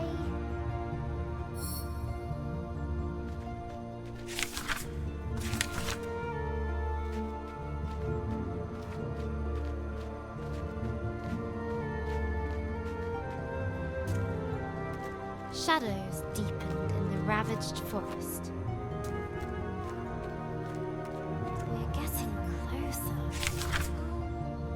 Do we want to be closer?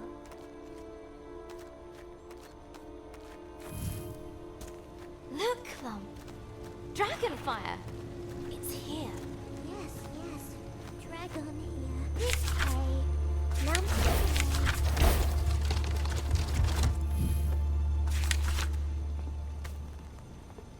Okay. Lump, trust Georgia. Us chase dragon. Whee! That's the spirit, Lump. We're near. I can feel it. Yes!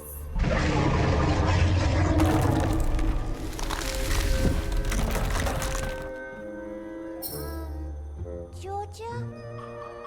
Woman no fly like Lump, yes? A deep rift yawned before them. No! No! We're so close!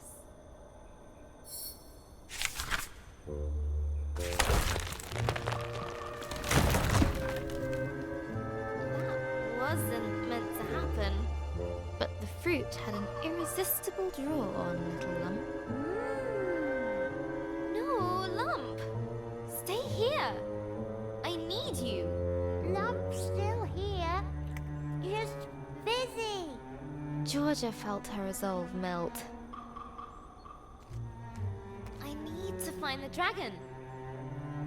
I promised Eldoreva. Just what am I doing out here? All by myself? Silly human. Lump not left is in fruit. Thanks, Lump. Georgia knew she wouldn't swap that little ball of fire for anything. Wow! You okay, Lump? Little dizzy, but goods.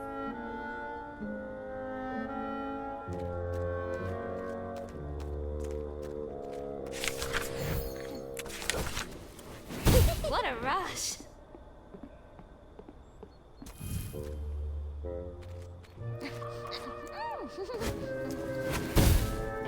Woo! That was amazing!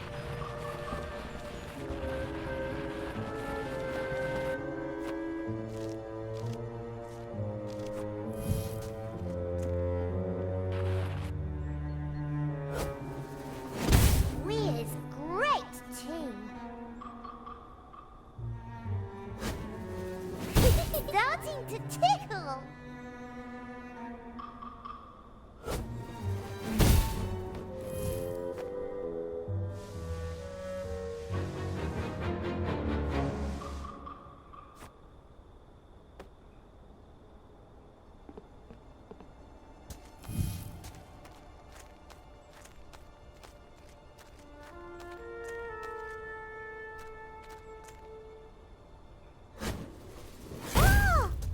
My head's spinning.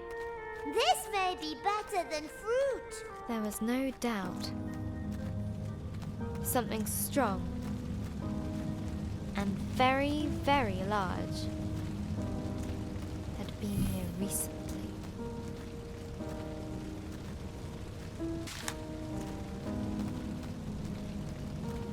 There it is! Dragonfly? Wow. Great! We've seen it! We go now? It goes! See? We go? Yes? Georgia pursued the beast with little thought for her own safety. You won't get away from me again. I won't let you. Ah! No! Come back! Come back here! Oh, it's okay! It hurt you! What? Far above, the dragon circled and dove, falling fast. Run!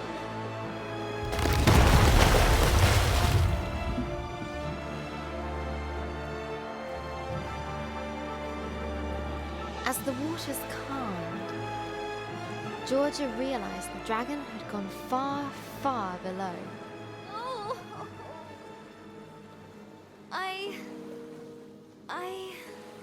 Her hope was shattered. I can't. It's okay, human. We find dragon again. Have another go, right? It's okay. Lump help. But how?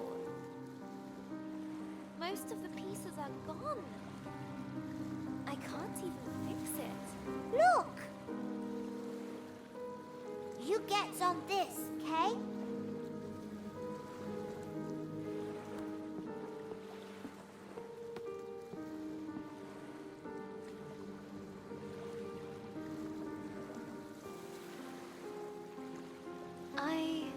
I don't even know where I'm going anymore. What am I doing? I'm such an idiot. What did I think I was going to do if I caught it? You tried though, human. That's important. Look! One of them's little glowy things you likes.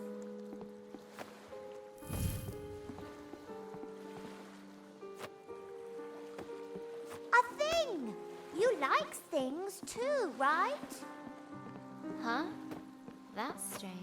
Maybe there are some people around here after all.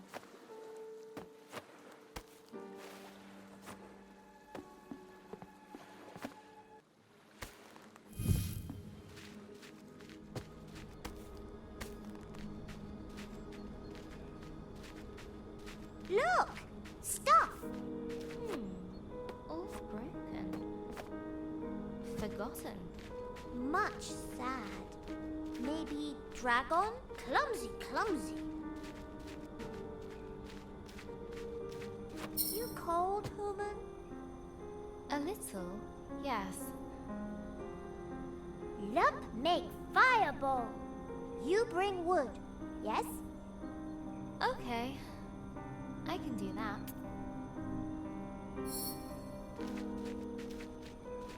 What's up, human? It's just... I remember getting Elder Ava.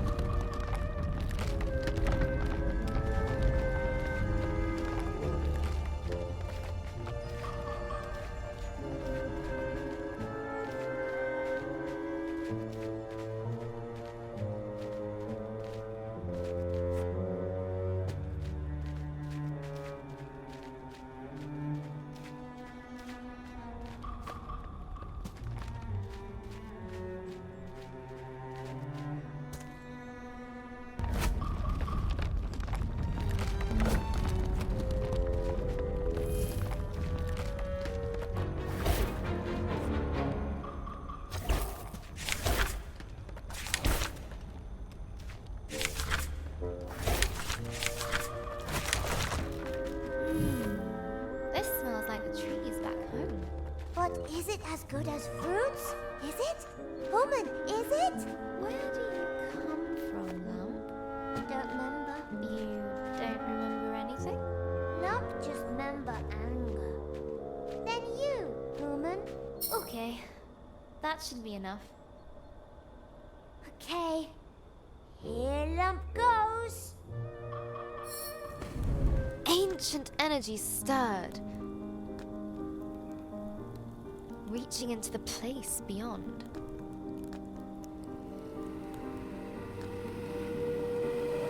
Ah, it feels good to be back.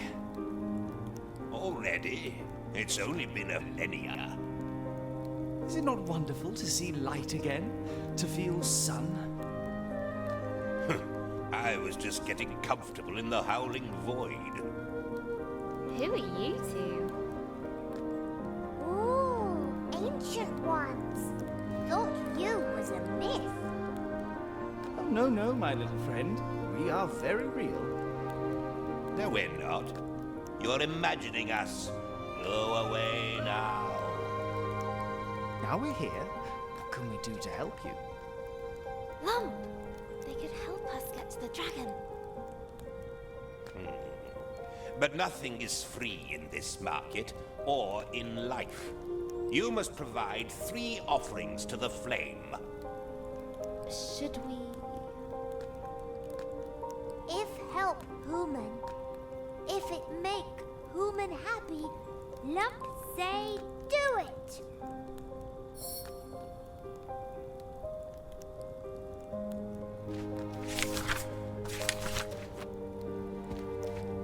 Go away. I said, I need help. and what do you expect me to do about it? Go away. This is a market, right? You have to help me if I give you something. Look, my help. It's not the kind you need. It isn't? Why? I trade in oblivion. I feast on memories. Oh. But you can still help me. I must find the sacred fireflies and bring them back to my village. Well, don't come complaining to me when there's a big dark hole in your head.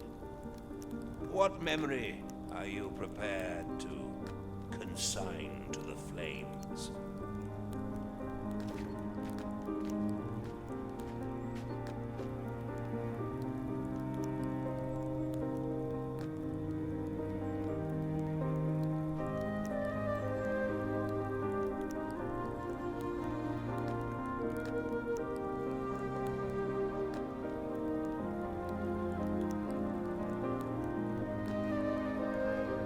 I remember getting lost in my favorite book.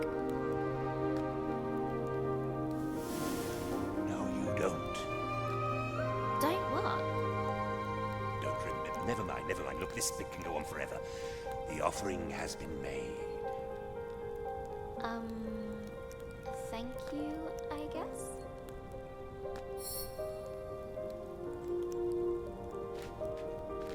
Hello. So lovely to see you both. So, what is this place? The market of the lost and the forgotten. Things end up here that have been cast aside or are no longer useful. After a time, so were we. No one came here. No one sought us. I thought we would forget ourselves, but you brought us back. You said you could help. Yes. But to give, we must also receive. I don't have money. Then give a kindness.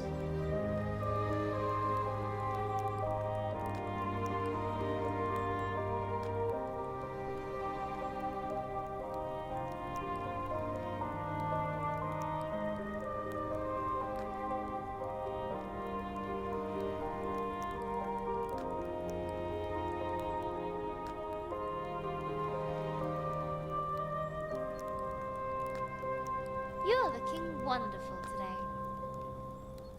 How kind of you to say. Now I will return the favor. To get your wish, you must submit an offering of hope to the flames. Something dear to your heart. Elder Ava gave me this. The pendant gleamed with hopeful memories. I don't know if I should. It was the last thing that she gave me. A wise person once said that no one ever got anything just by wanting it. Okay. You're right.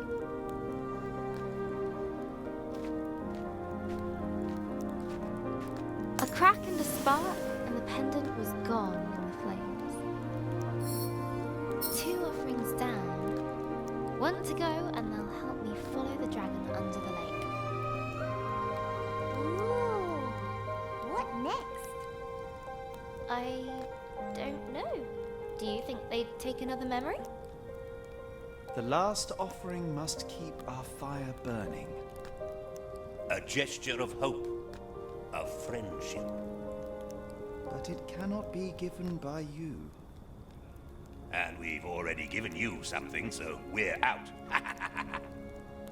What about Lump? You have something to give?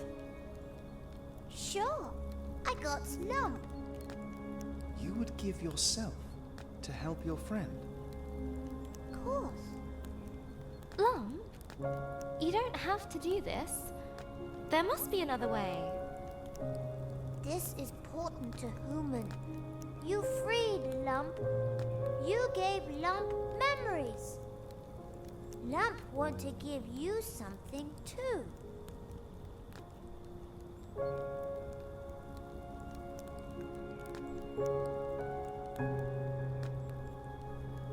I don't want you to do this, Lump. I know, but Lump decide this. It is important. You made promise to find Dragon.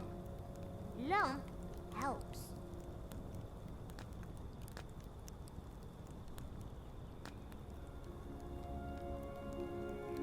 I guess this is goodbye.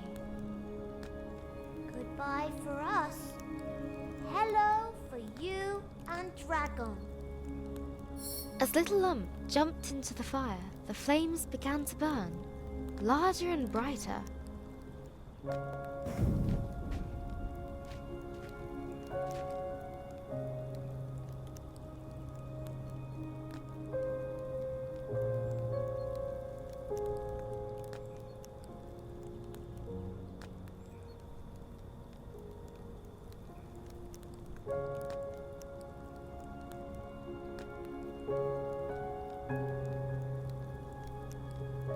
Georgia felt a change come over her. Slits opened in her neck. Gills. She could now breathe underwater. The wish has been granted. Time for us to go. Hope you like your gift. Thank you, Lump. I'll never forget what you did. I should go to the lake. Follow the dragon. I guess. The loss of Lump weighed heavily upon her. Where once there was light was now darkness. Where there was noise, only cold silence remained. But she could not let Lump's sacrifice be in vain. She needed to get to the lake and use her newfound powers to pursue the dragon.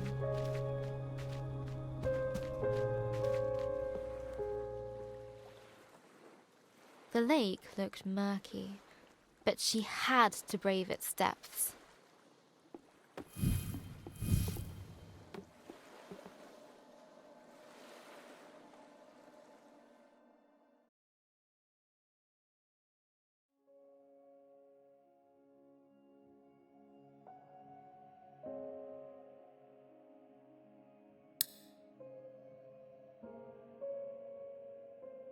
It's 5 a.m.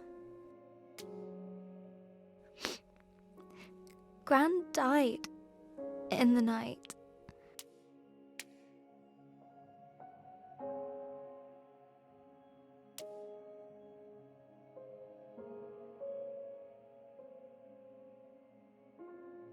Mum got the call a few hours ago. She's still crying. I just feel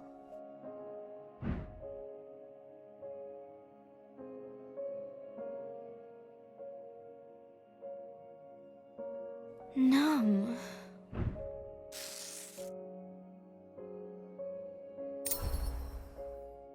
I tried to go back to sleep, but as soon as I close my eyes, the thoughts keep circling back.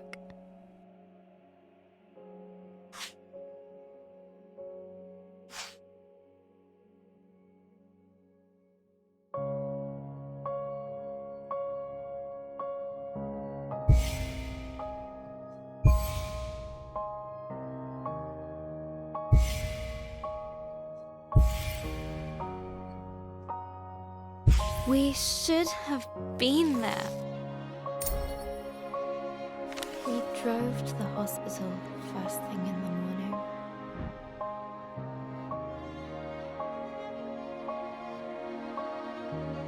No one said much. It seemed to take forever.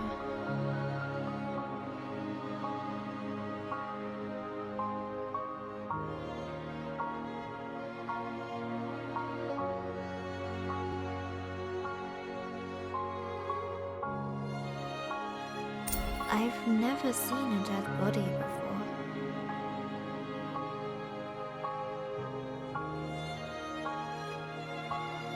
It might be scary.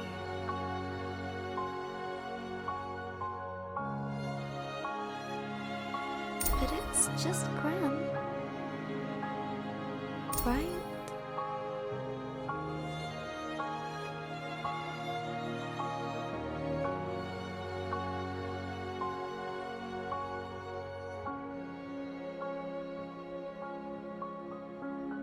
Maybe I should have stayed at home.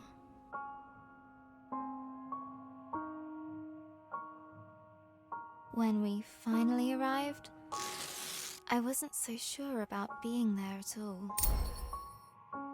We went up the stairs to room 305.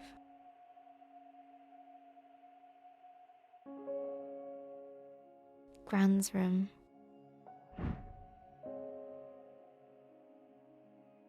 Mum gently put her hand on my back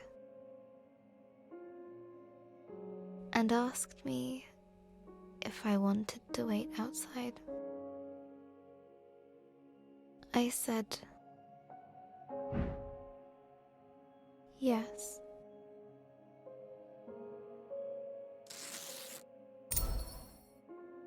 Hello again, journal. I'm sitting in the waiting room. Just rows of plastic benches in a sea of blue linoleum. And it smells like Ben's bottom cream. A little doodling should distract me from this dreary place.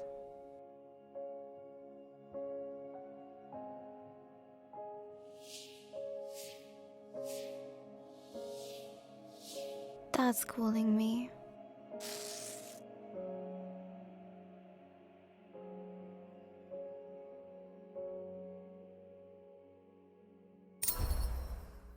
Dad had his arm round Mum as they came out of Gran's room. I've never seen her like this. Mums aren't supposed to cry. They're strong. They're meant to know what to do. Always.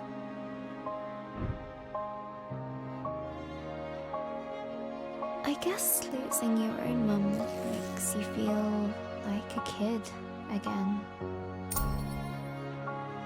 The drive home was a quiet one again.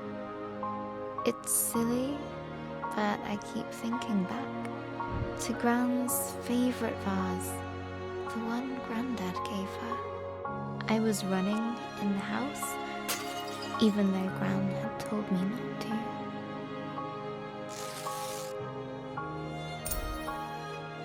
I still remember the noise of the vase smashing into little pieces. Gran was there in an instant. I waited for her to shout. She didn't. She just looked sad. And somehow, that was worse.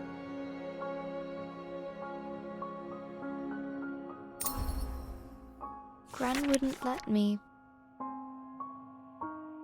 pick up the pieces. She found every single one.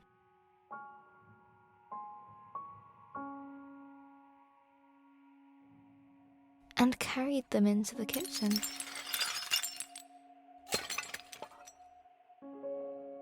Later I sneaked in with a tube of glue in hand.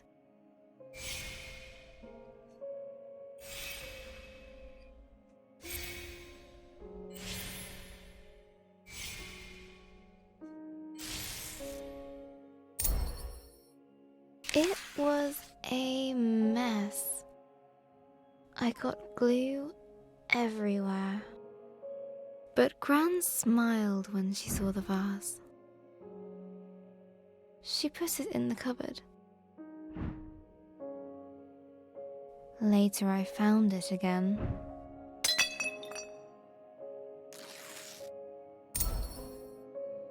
When I asked her why she'd binned the vase, she smiled again. Gran always says,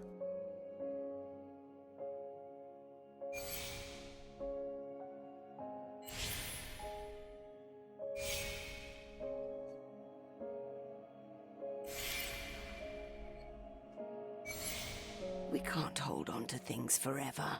Let them live in your memories. She preferred to keep the vase like she remembered it.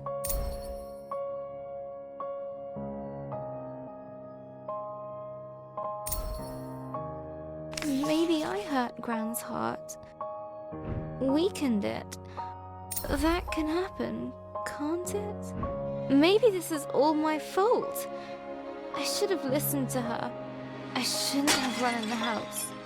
Now everything is broken. If I'd started my story sooner, Gran could have read it. It might have helped. I could have fixed. I would have fixed her heart.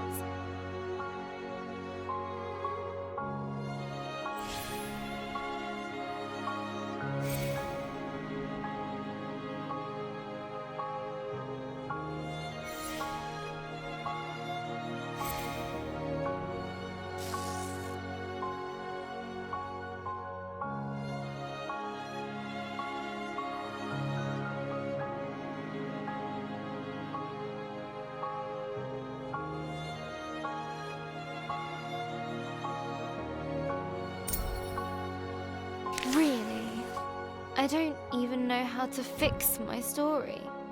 It's a mess. I left Georgia to sink into cold, dark waters. She's completely alone. She left behind Lump, her only friend. Okay, focus, Izzy. How can I continue the story?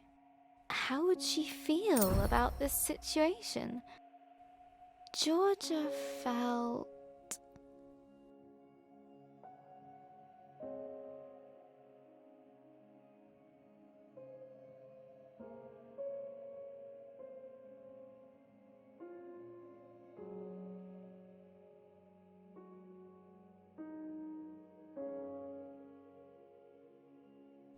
ambivalent.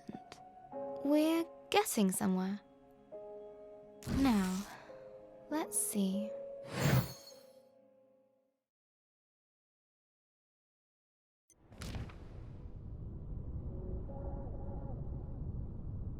The merchants had been true to their offer. Still, the water closing over her felt like death. Cold and terrifying.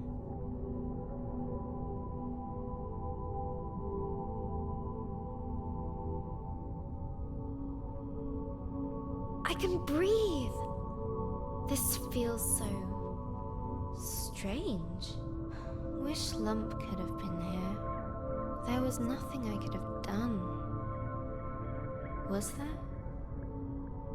But there was no time to dwell on her lost friend. Georgia had a dragon to find. Which way did it go?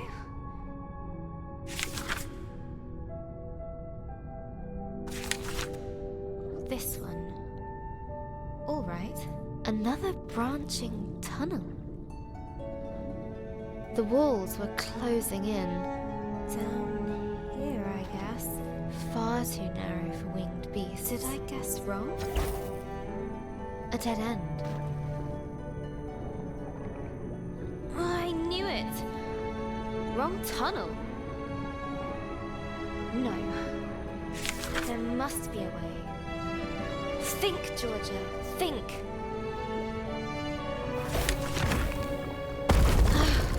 How do I get up there?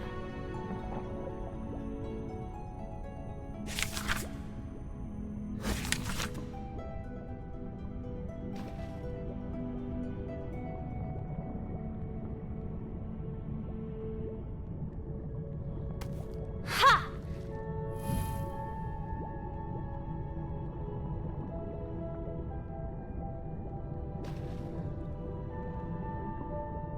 Is this the right way? Or maybe here? I just don't know. I wish I could ask Lump. But there was no Lump there. No annoying little Lump to complain. No charming Lump to ask for advice either. The submerged tunnels flared outwards, a tangled mess of caverns and hollows.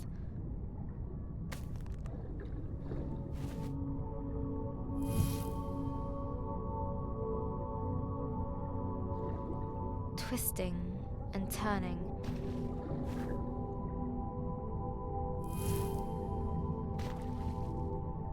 Bending with almost malicious intent. I need to get out of here.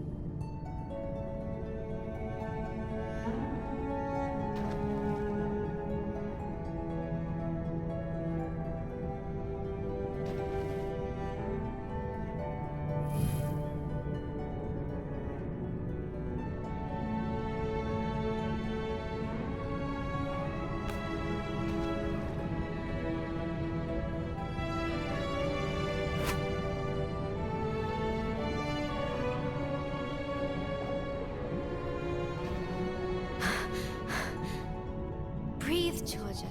Breathe. I've got to find the dragon. Get back the fireflies.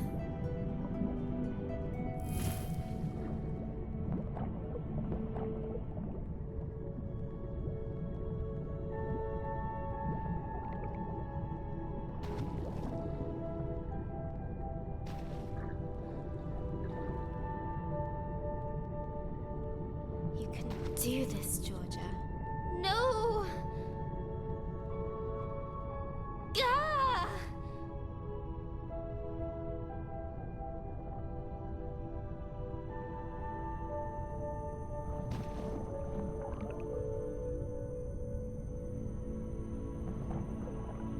found herself amidst a great coral bed, shimmering with color and life.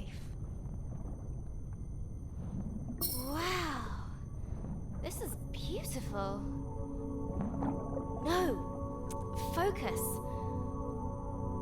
I have to find the dragon. No matter what. Beautiful, and now...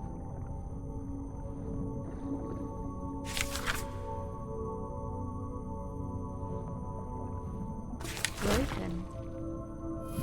It grows back, right?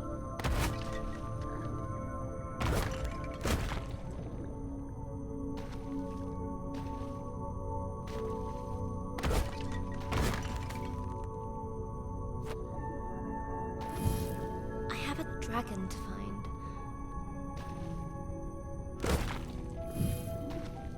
I have to focus on that. No matter what. She spoke those words. But deep in her heart, a seed of chilling doubt took root. The color gave way to darkness, endless and all-consuming. All here, robbed of sight. The pressure of the deep water on her chest. Her thoughts had only one way to go. Inwards. What am I doing? I let Lump sacrifice herself for me. And for what? I don't even know where the dragon is. Or where I am. I'm falling. I'm failing. Eldoreva. The village. Lump. All of them. Huh? What?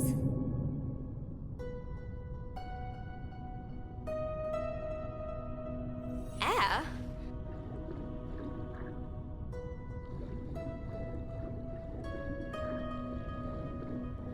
How?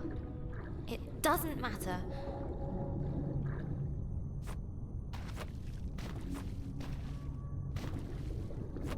I need to find the dragon, no matter what.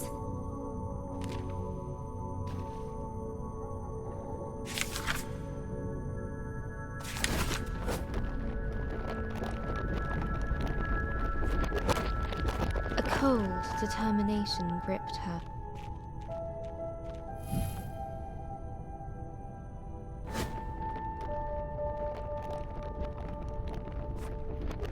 Numbing all other thoughts.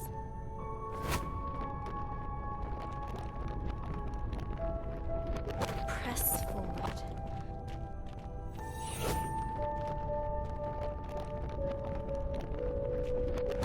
Get to the dragon.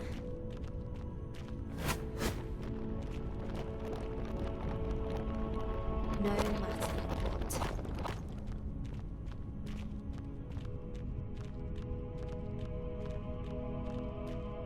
There was just the way forward, barred by an indestructible metal door.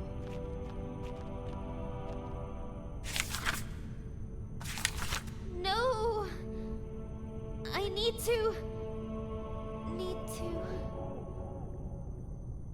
find the dragon. Georgia could no longer ignore the seed of doubt.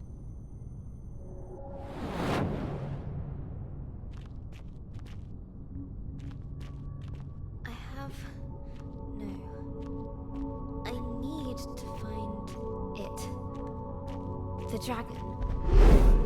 No matter what. No matter what. The Seekin seemed friendly. Hey, have you seen the dragon? Wait.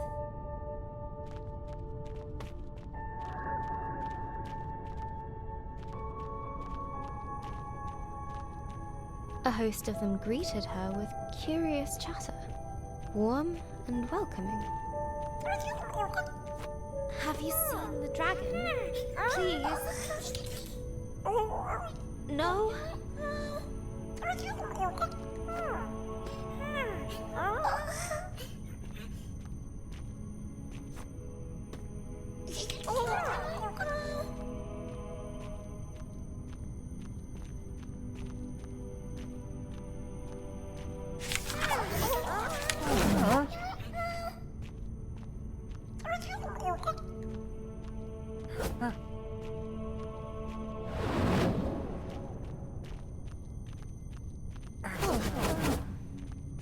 Georgia had no time for this.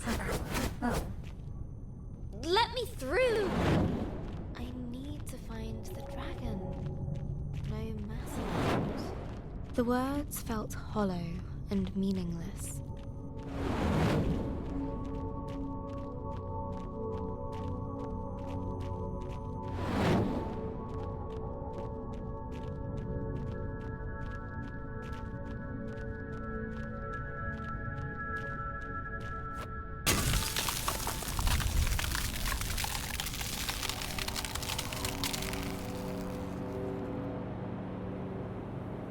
Freezing cold blanketed Georgia. There was comfort in its numbing embrace. She wished she could stay.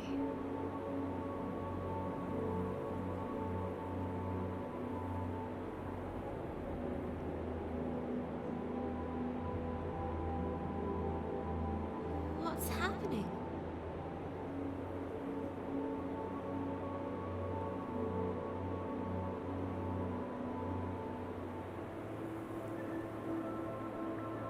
Did I do this? She did this. Is this my fault?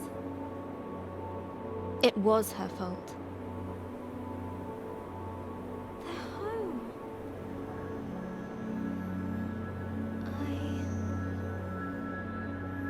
I destroyed it.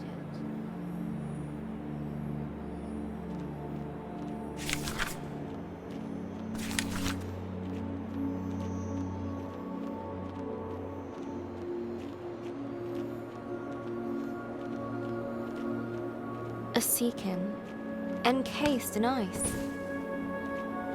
Oh no! What have I done? I'm so sorry. Please forgive me. I never wanted this. This is horrible. I didn't know. I should never have come. What would Elder Ava think of me? I'm so selfish!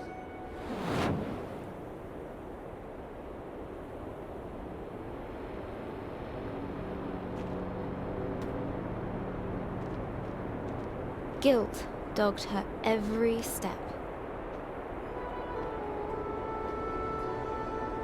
Did you make me do this?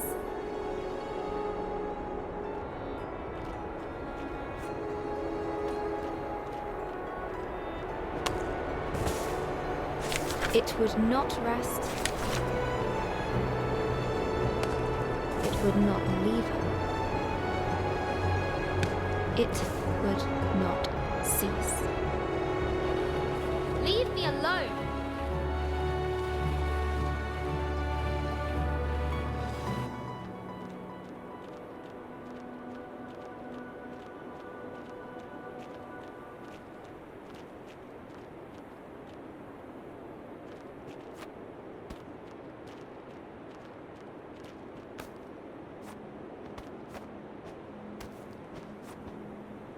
Must get away. Have to move.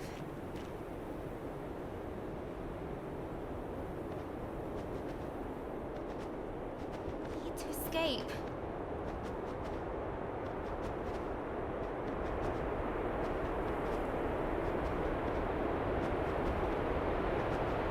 Please.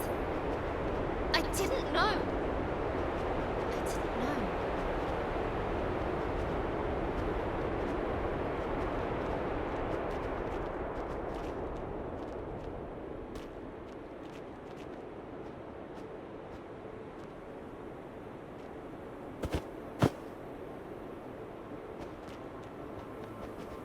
The creature looked at her as if it could see into her very soul.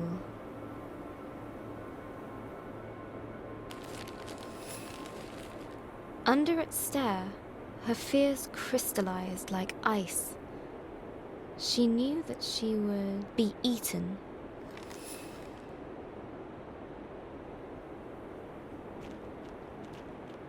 You'll consume me until there's nothing left. I can't let that happen.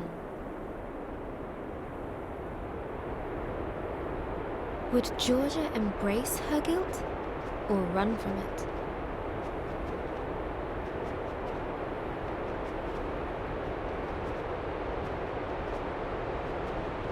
Have to fight it. Can't let it get me. Must keep moving.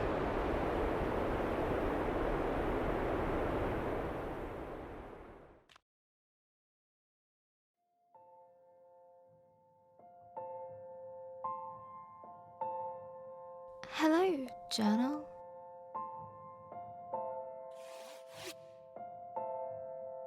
Dear Journal. Hi, Journal.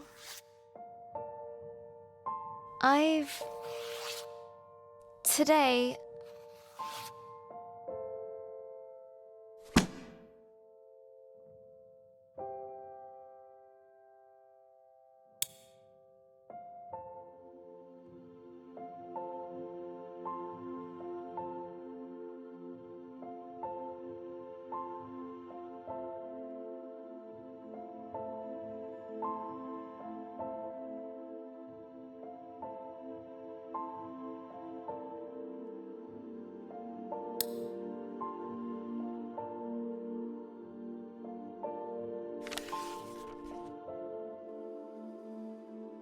Hello, stranger.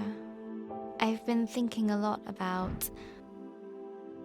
My dream is to become a writer. Yeah, right.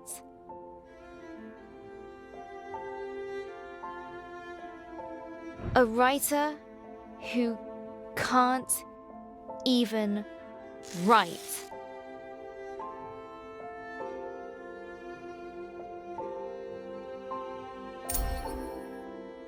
Okay, find something simple to start with. What did I do today? Today I got up.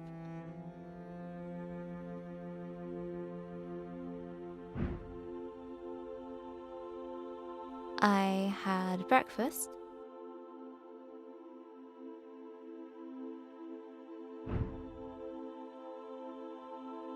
I tried watching the telly.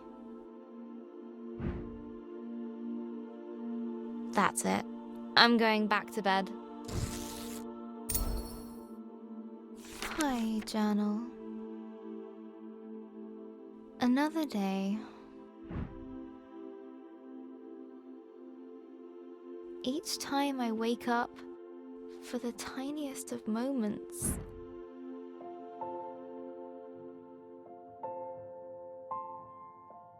it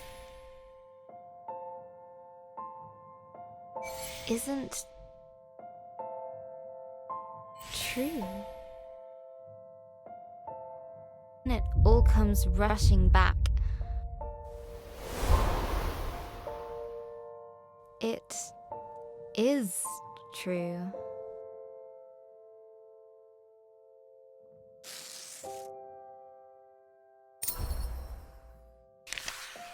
Looking around my room, everything reminds me of Gran. Her puzzle box gift from last year. The magic tank we made during the holiday. Our yogurt pot robot. These paints Gran gave me. This pen. Even you, journal. She's everywhere. And all of it feels broken. Today is Ben's birthday. Dad baked a cake. Mum insisted that I come down and have some. It tasted like nothing. Everything does.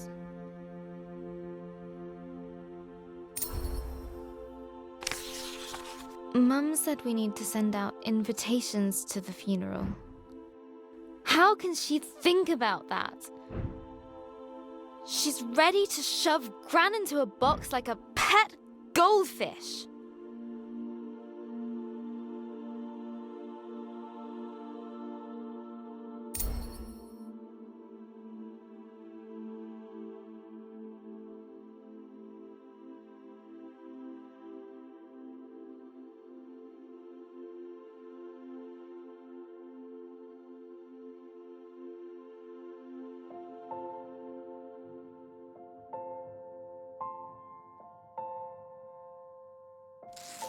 Then I stormed off into my room.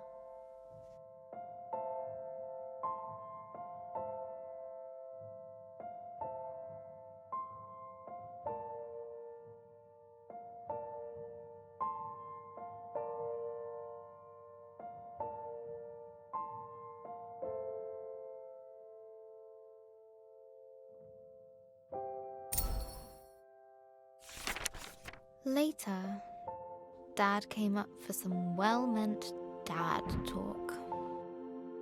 I know you're sad, but it will get better. You'll see. Just give it time. I know he wanted to cheer me up, but he's wrong.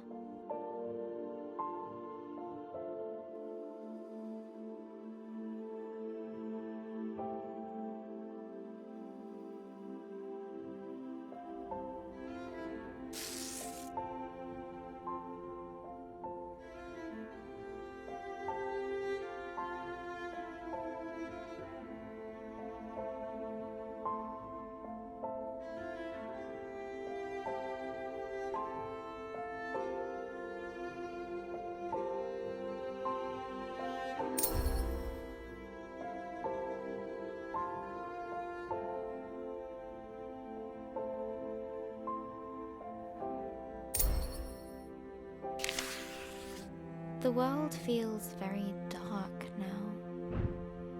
Gran has a proverb for times like these. Gran always says,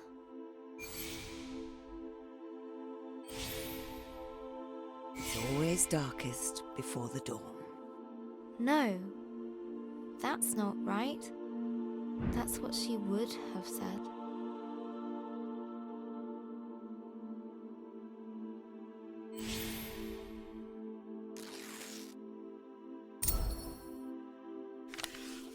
I keep thinking about all the things Gran won't get to see.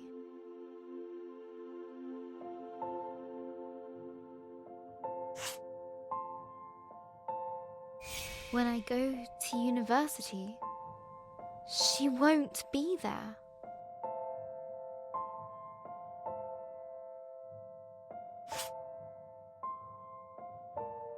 When I get my first job, she won't be there.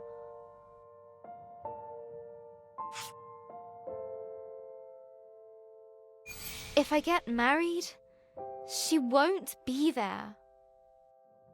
Even if that's unlikely because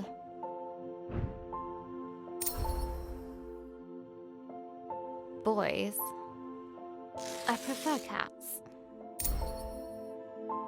Missing Gran already feels so bad.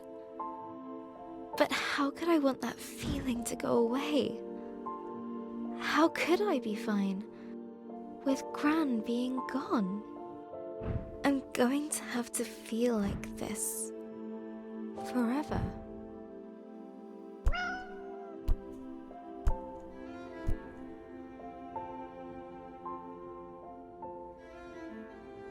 Thanks, Pinky. I can't stop crying. Pinky is probably getting fed up with being used as a tissue. But she never leaves my side.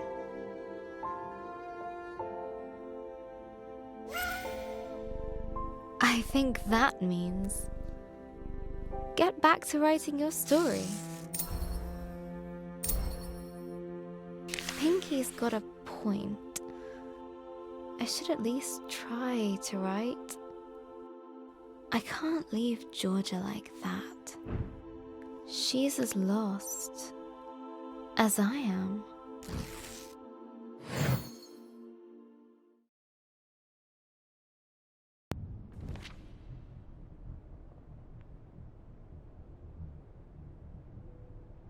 My head. Where am I? A grey void surrounded her, swallowing sound and hope. Hello?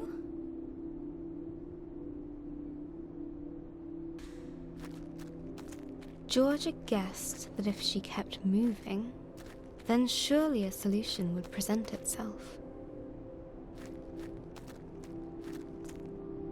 Is someone here? Anyone? In the emptiness around her, she found a hut, a palace, hope.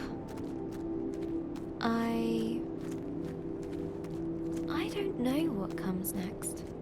It's so cold here, so empty. Just nothingness. I can't find the words. I'm never going to find a dragon. Or the fireflies. They won't come. The words just won't come anymore. I don't know where I am, how to get out, or even where I'm going. Pointless. What kind of writer can't find the words? I messed everything up. Let's try this again.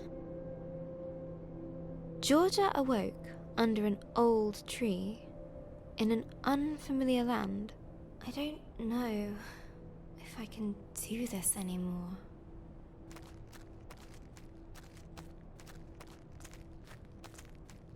She walked boldly ahead, a spring in her step.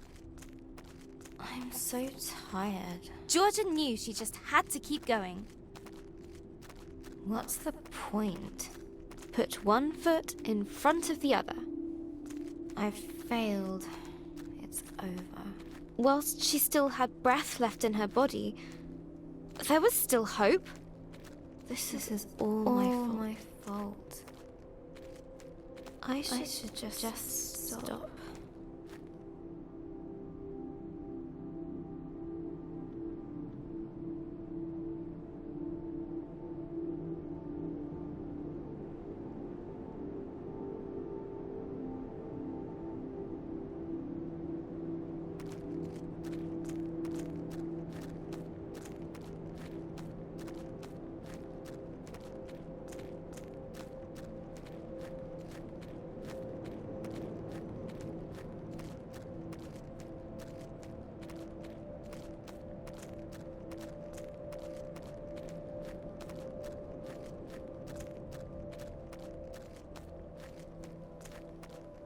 Hey, Georgia. Leave me. Just leave me. Psst. Here. Where? I don't see a thing.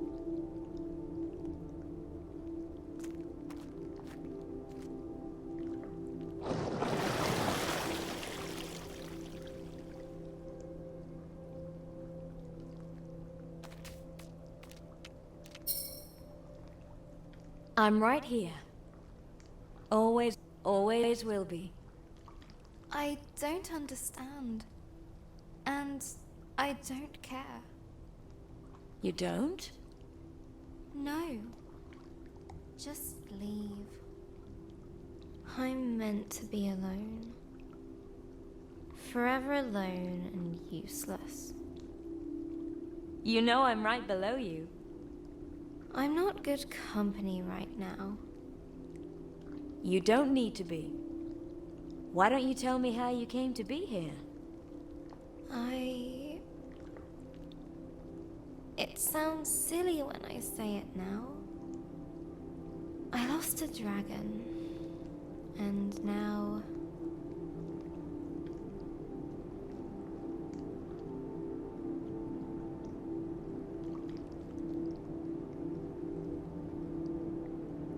I am completely lost as well.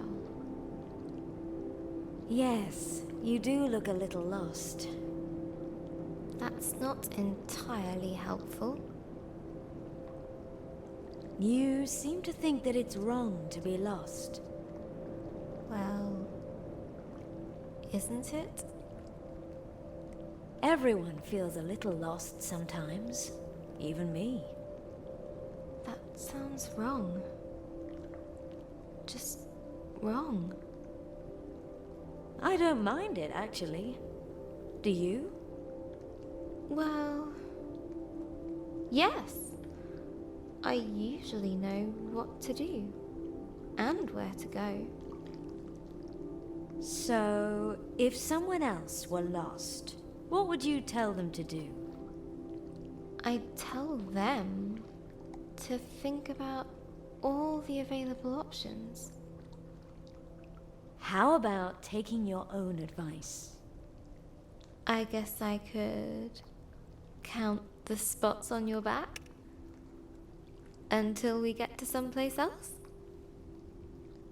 Let me see if I can help you out there. Patience.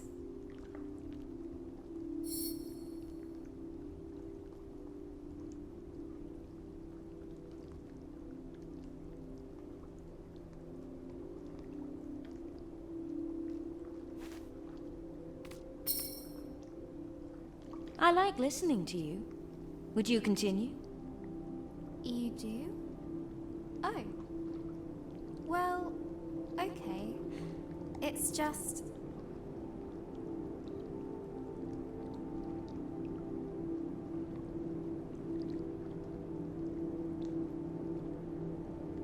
I completely messed everything up.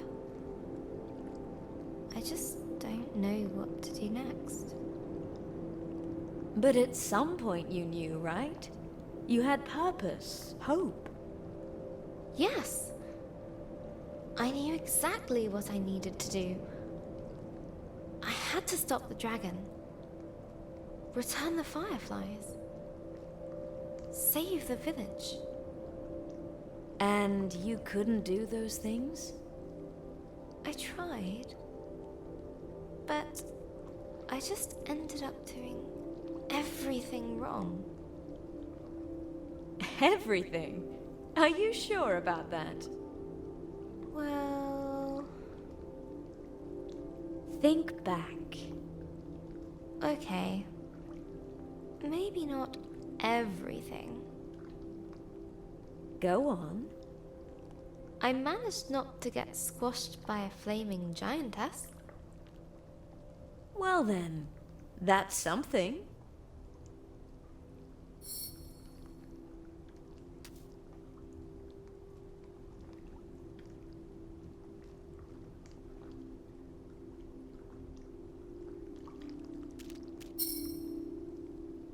There's something I want to ask you. Go on. It's difficult. I'll wait.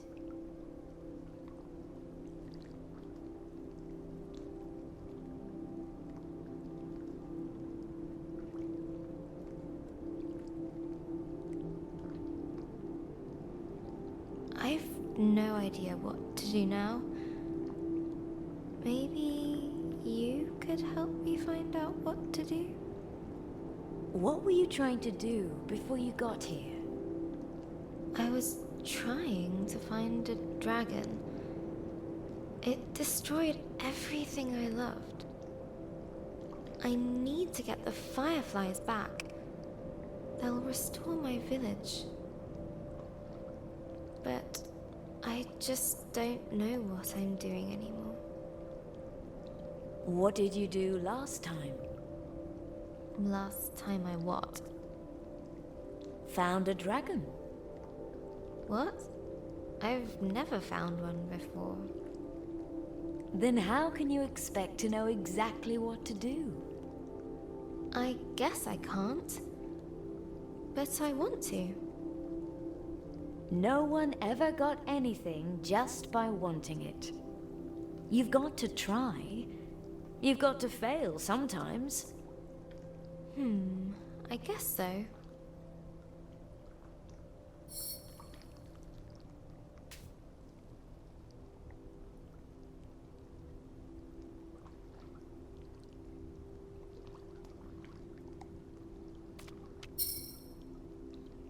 I want to know one more thing. You sound a lot better.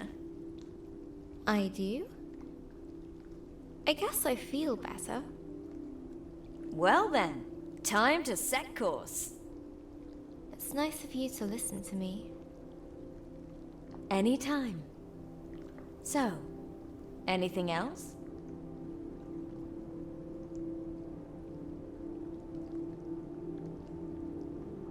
I don't have the strength to go on. That's okay. It's not. People are relying on me. But you're still human. You still tire. We all do. I guess I hoped it wouldn't take this long. I'm tired. Tired of trying. Tired of failing. Tired of everything. You need a rest. But I can't. I don't have time.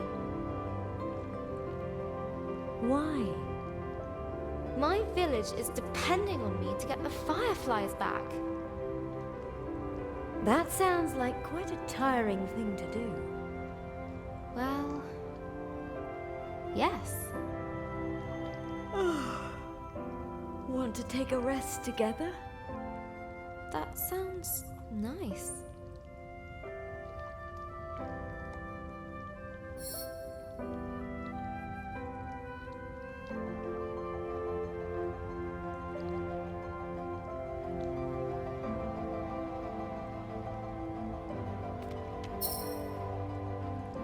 This is where I leave. But You're not alone. You are loved.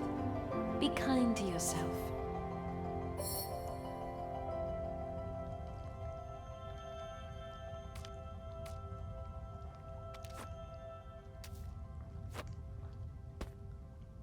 Can I do this? Yes. Be your own light in the darkness.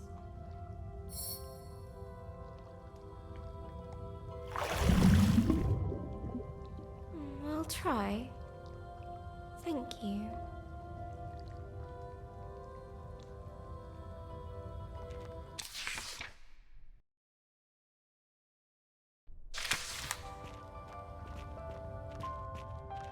Here we go. Again.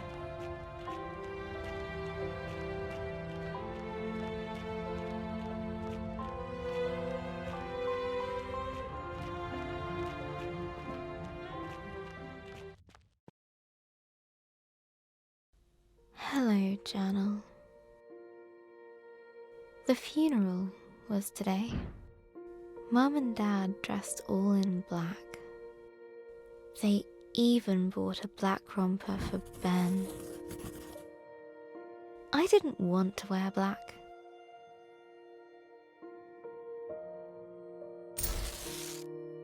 Gran thought black was depressing.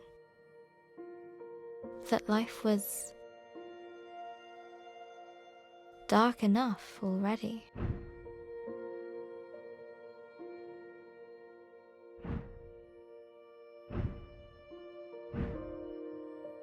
Gran always used to say,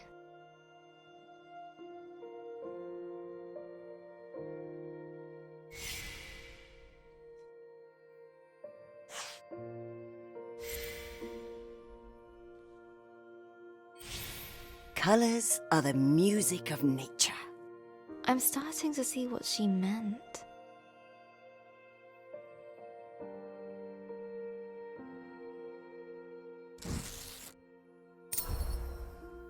So I went to open my wardrobe.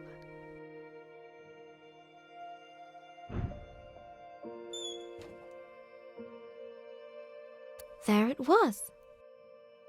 I hadn't worn it for years. I remember Gran saying it was cheery.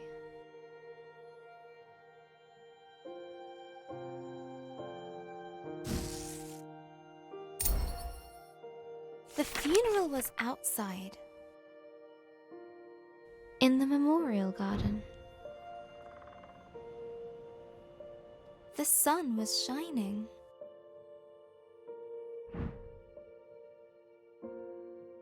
The birds were singing. It was like they didn't know.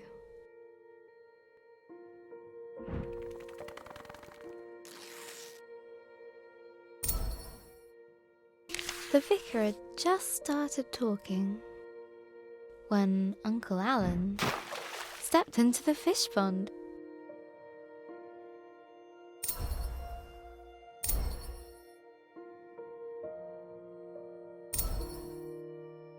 I couldn't help but imagine Gran caring more about the fish than Uncle Alan. The picture stuck in my head. Gran running to the drenched Uncle Alan, grumbling at him for frightening the fish.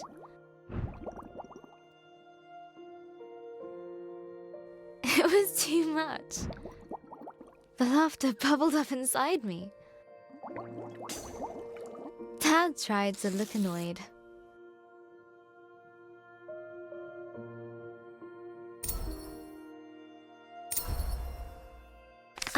After the vicar finally finished droning on, we started the singing.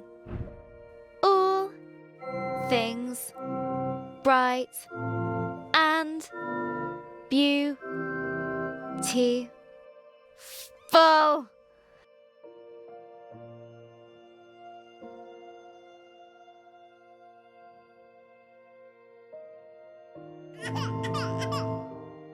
Ben started wailing. No, howling. Dad took him out. Well played, Ben. Laughing felt much better than crying. The wake was at our place. There were so many people. I didn't know most of them. Everyone said how sorry they were. How Gran was. Such a wonderful lady. I wish she could have heard them.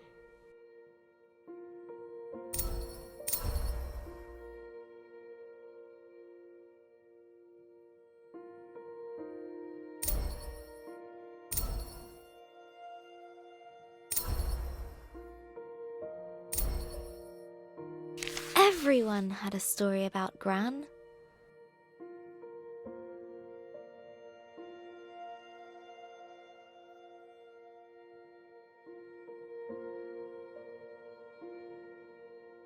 Like the time she hit a bully with her pencil box.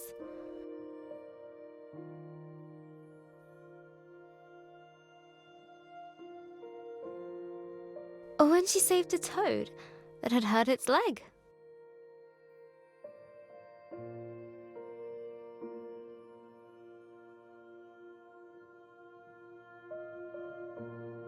Or how she decorated Mum's room like an underwater kingdom, so she could feel like a mermaid. That's so like her. One old lady told me how they used to bunk off work and go to the Glastonbury Music Festival.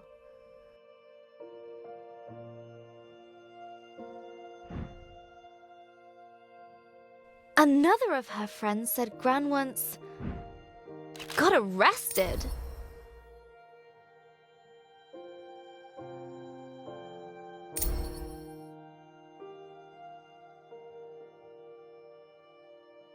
While protesting whaling.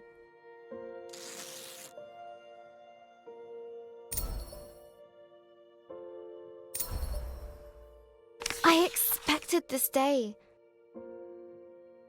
to be terrible, Journal. And it was. But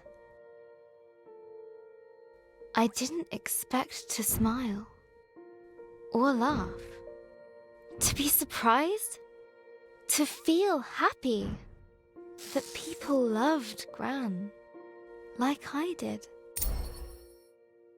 Each time I heard a story about Gran, I could imagine her laughing along with it. It was like she was there with me, helping me through it.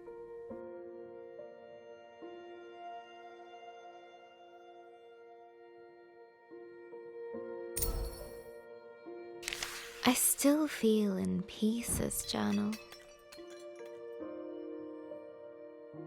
Maybe there's a part of me that will always be sad,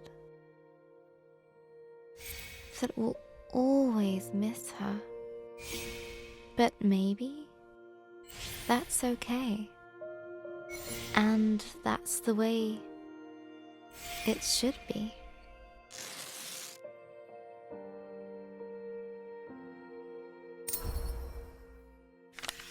I don't know what happens after we die, but I think I know where we go. Into all the people who have ever cared about us. We make a sort of place for them in our hearts.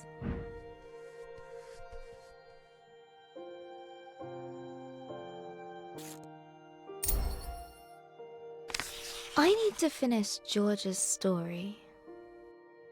Gran would want me to. I want me to. I think I know what to do now. Let's summarize. After the dragon attacked her village, the smart Georgia set out to return the fireflies. On her travels, she met a grumpy djinn guarding a fallen city of warriors.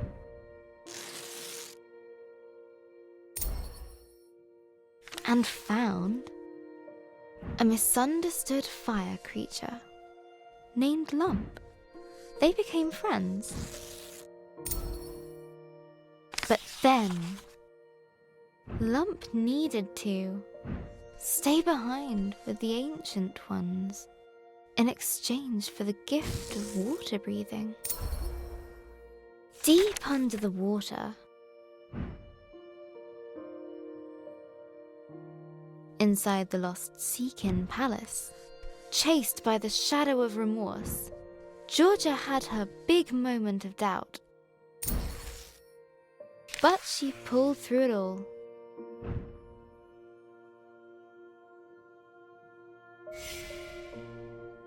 And now she is ready to face the dragon.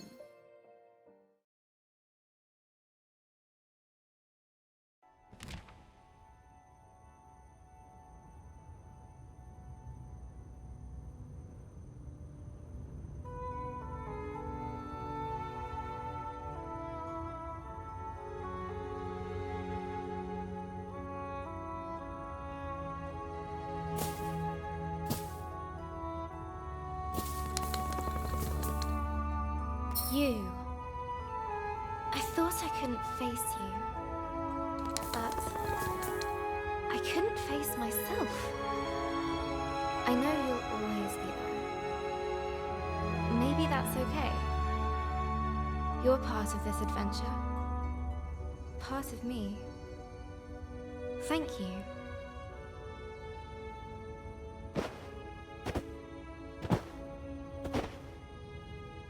Now, I will return the fireflies. I'm coming for you, dragon. With her confidence renewed, a newfound power coursed through her.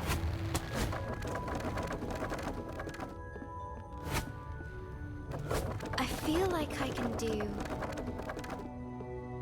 anything. Yeah, word magic.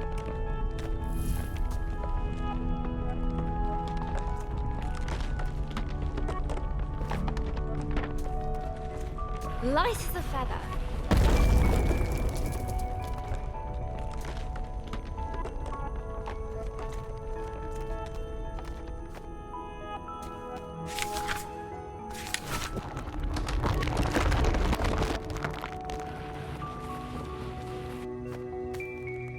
Like cutting through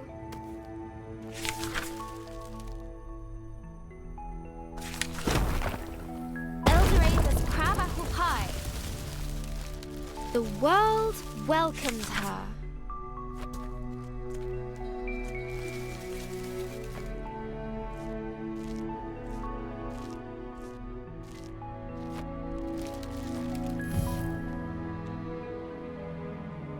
Forward!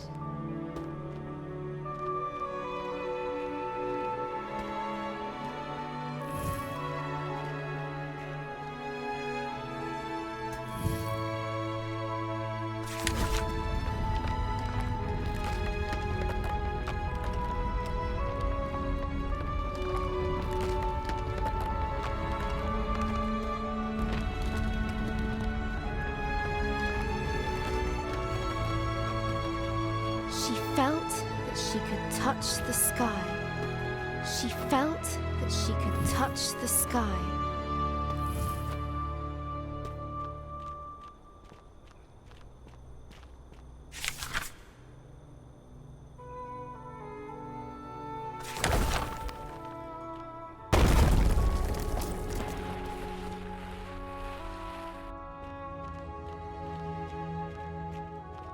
A tall tower loomed overhead. Many moons had shone above since first it was built. Another obstacle? Ha!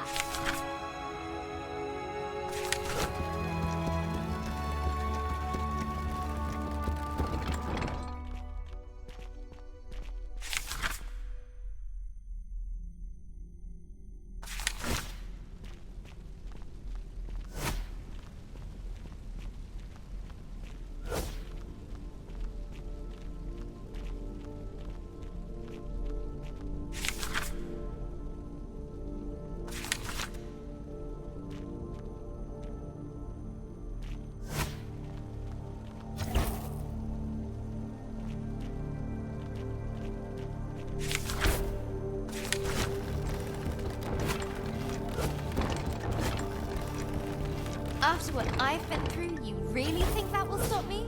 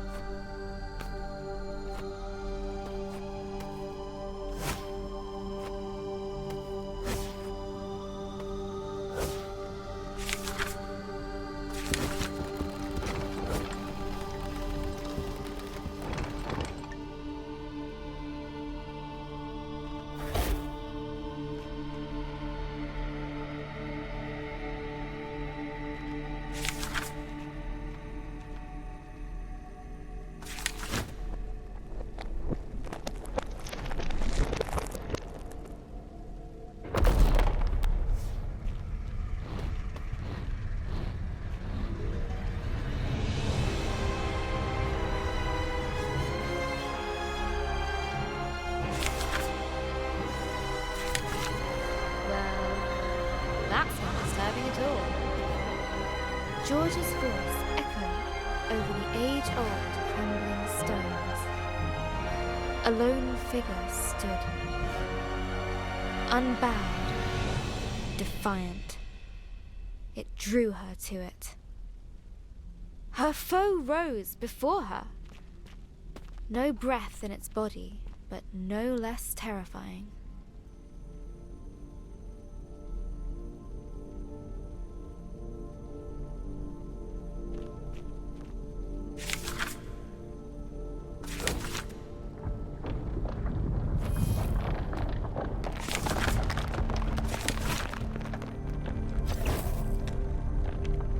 Let's hope I'm up to the task.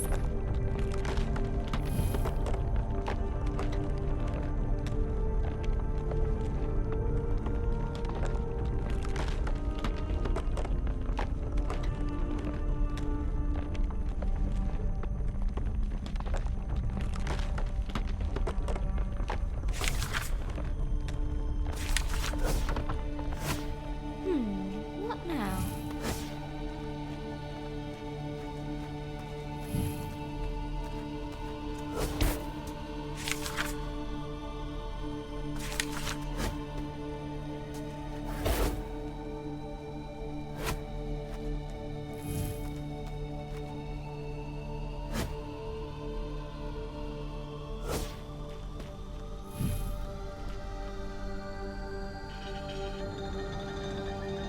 Nothing's moving.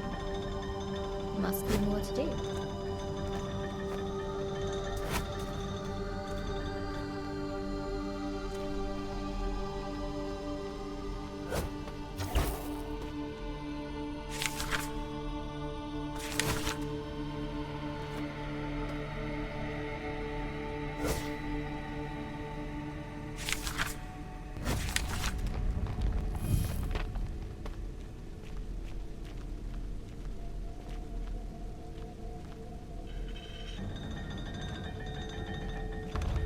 That's it!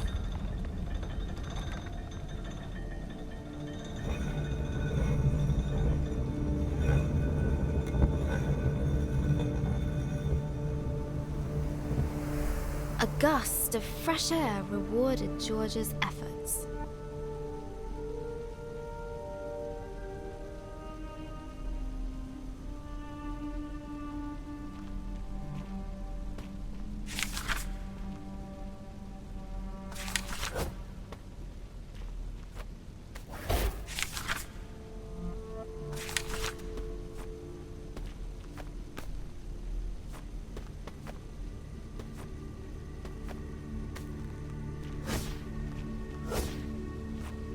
As she rose up the stairs,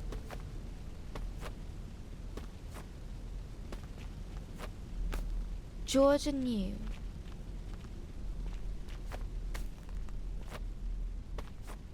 the tower's purpose: to watch over a long forgotten land should ancient evil stir. No statue this time, but bone and scale and claw. In its fire-wreathed home, waiting. There you are!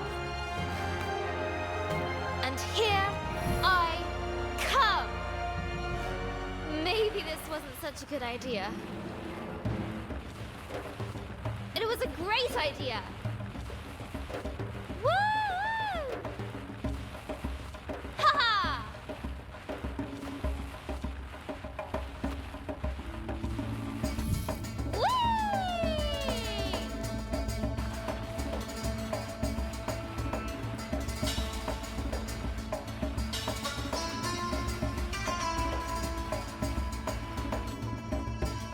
Round 2. Yeah!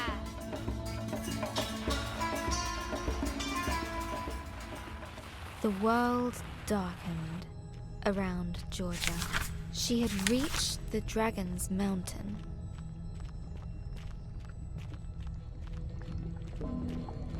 For the first time, Georgia felt no fear. She knew she Feels had warm with my all soul. she needed. Before her, a molten sea stretched into the distance. It did not slow her down. I laugh in the face of lava.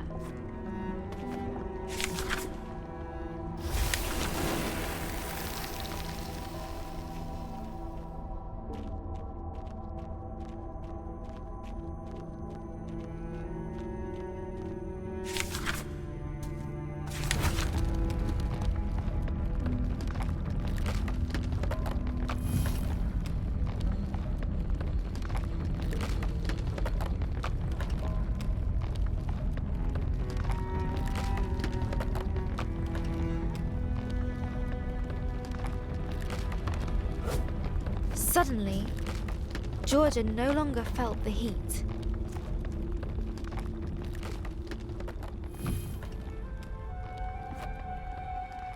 In its stead, a cold dread crept up her spine.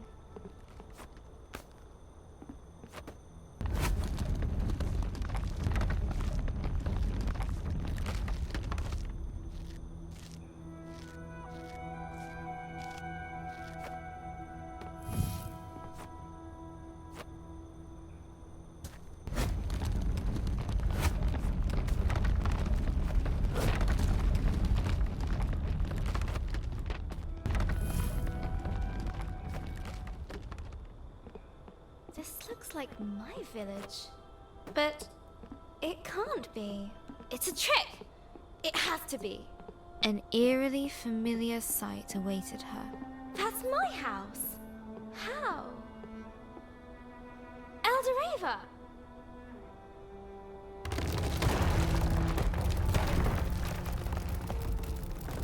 No! Wait! Come back! Oh, no! No, no! Only emptiness remained. Only emptiness remained.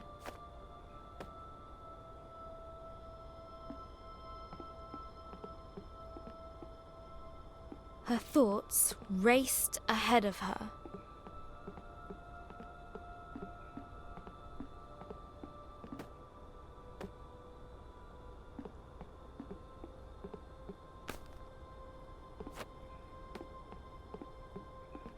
This can't be real. A trick.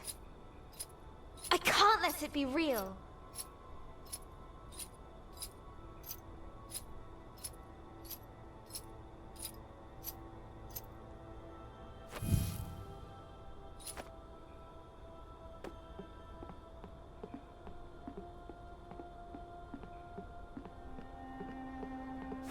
She gripped the chain with furious determination.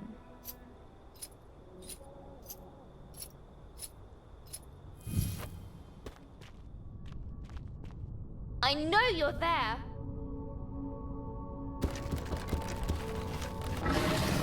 Roar all you like. It won't stop me.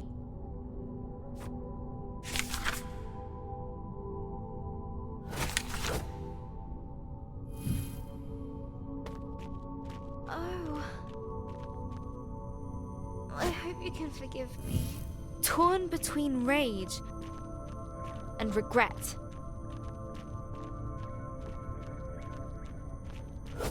Georgia pushed ever upwards.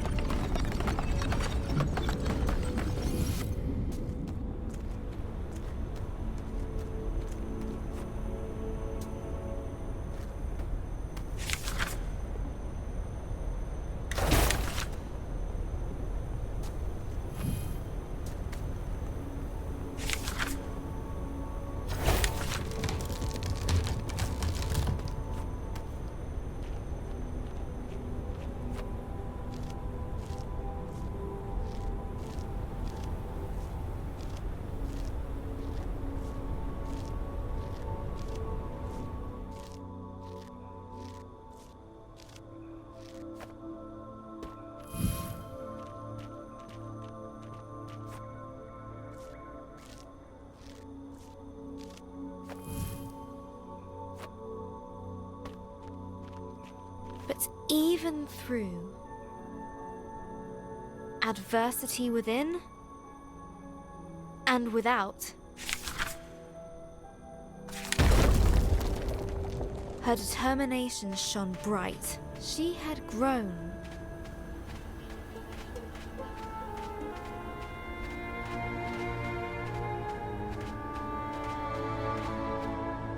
I hope you find your peace.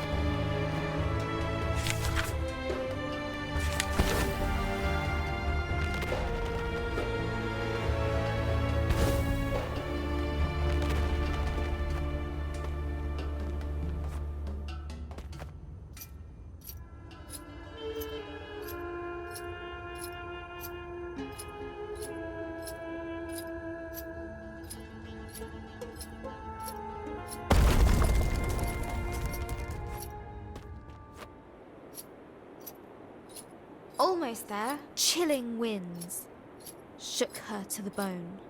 Still she climbed.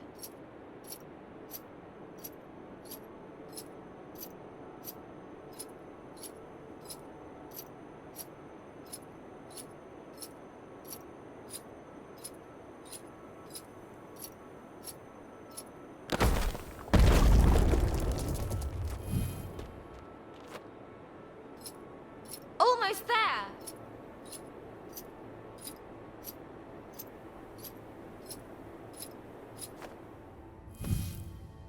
Let me through and let's finish this.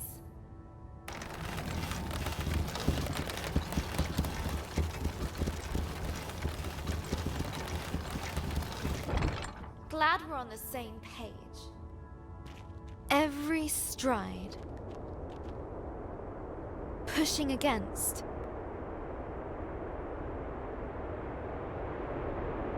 storm and snow.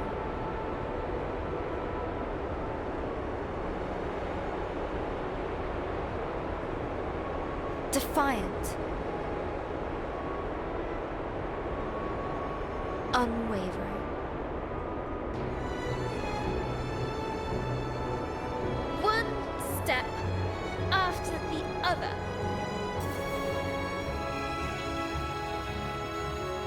That's Bo. That's where I last saw Lump. Human! How are you here? Not sure. I'm so glad to see you. After I left you, I felt so confused. I didn't know if I'd done the right thing. Lump, see how far you come. You grown big. Lump did right thing. Don't go! Have to, Georgia. But we'll always be there in the remembering. I'll make sure to keep you there. Goodbye, little lump.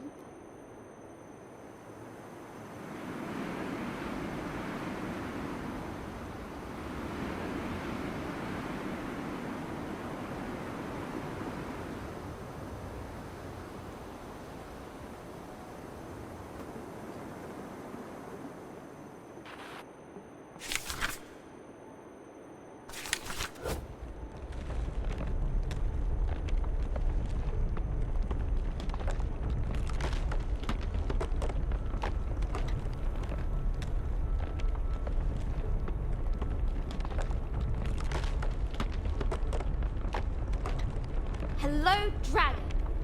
Here I come. Finally,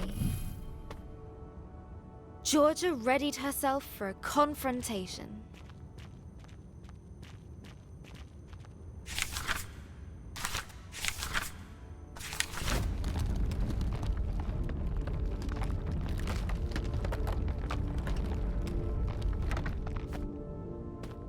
Right. This is it. Hello? Bit of an anticlimax.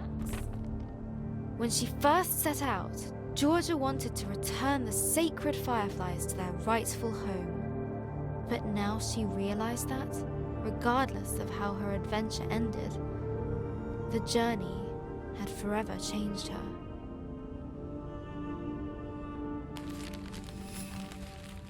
Standing there, she felt battle ready. She had the fortitude to face whatever battles lay ahead. The words were at her command. She was powerful. She was ready. Come out! I am ready to face you in combat.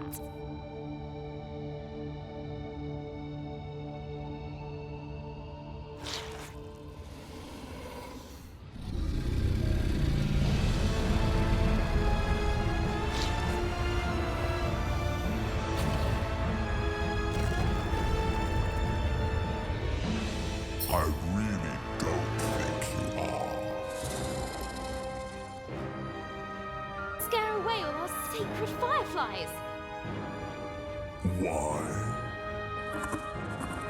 They were in my way. They're with me now, and I won't let you harm them. You cannot win this battle. Begone!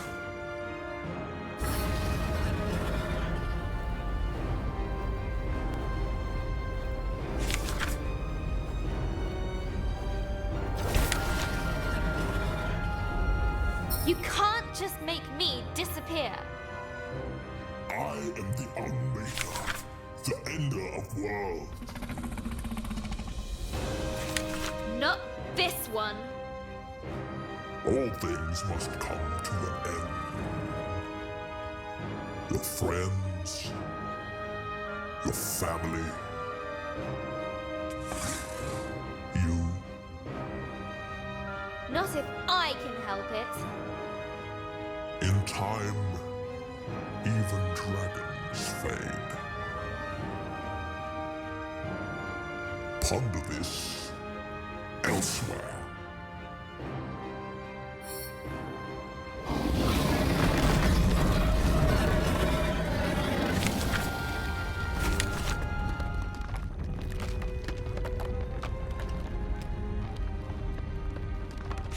One person can make a difference. I know that now. You have been reading the wrong stories, little one.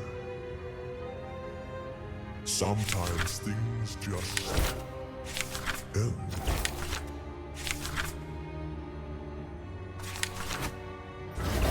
If you want to end this world, you're going to have to go through me. Yes. Haha! The great dragon stumped by a little girl. You can't hurt me, and I can't hurt you.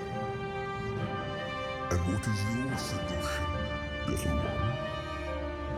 I'm not sure. Maybe just talk it out?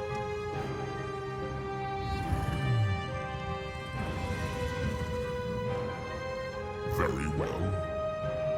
You may ask me one question. Make this one count, Georgia.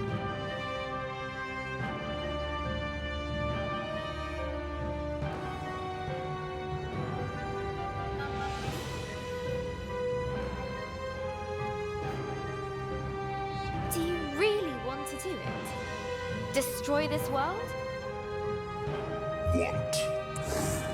This is not about what I want. It is about what is. Then what do you want? I am feared. If I could want, I would not want that. But I cannot choose my wants, no more than I can choose my purpose. Still, when I rest, when I dream, that is good.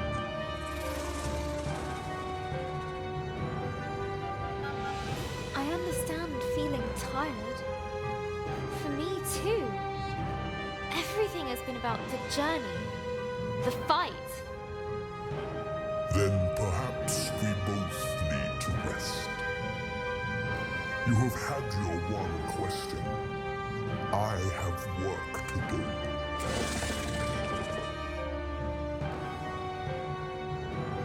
Please!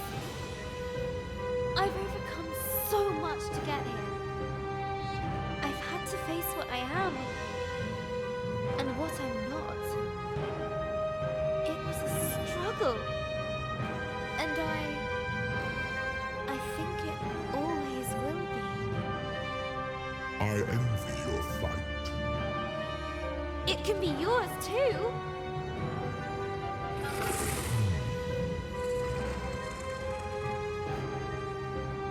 You can change things. No!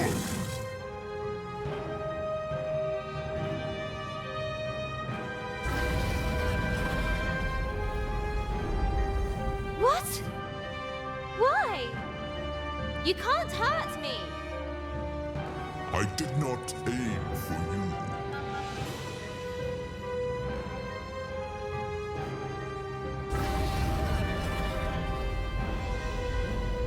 Some things are not to be changed, not to be stopped.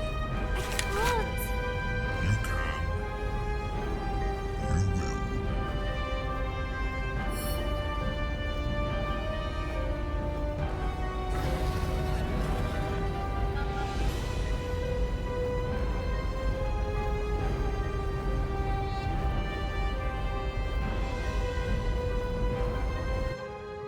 Learn to dream again.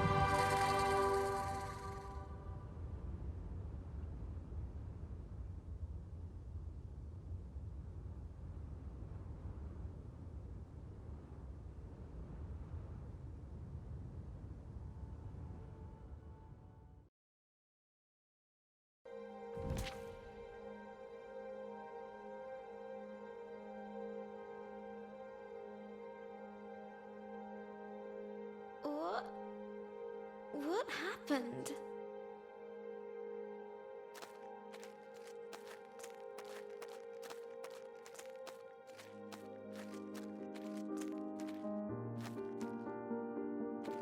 It's all gone, I'm afraid. It can't be just gone. Why couldn't I do anything? Why couldn't I save it? There was nothing to be done. Everything has a time to go, even worlds. But I don't want that. I feel like a failure. That's silly. You didn't fail because you couldn't win. I couldn't. The dragon is part of the world's cycle. It cannot be broken. Then what was the point of all of this? I failed before I even started. You recovered the fireflies. Ancient energies born of the same cycle. Between you, them, and your book, you'll work it out. Wait! What do you mean?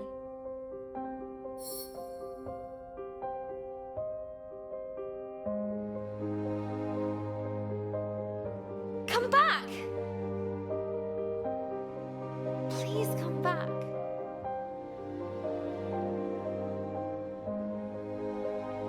There was only one place left to look.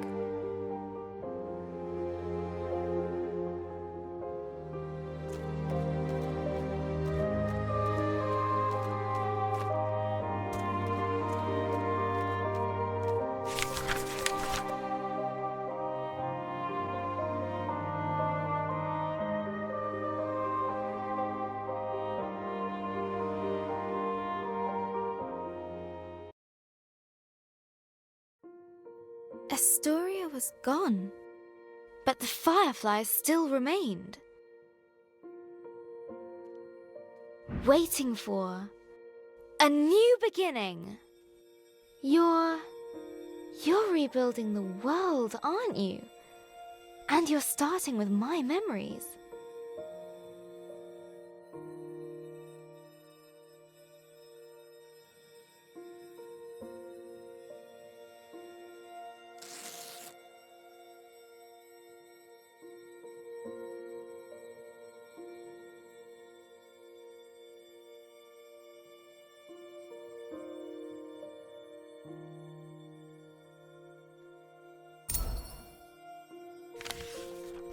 A fruitful work.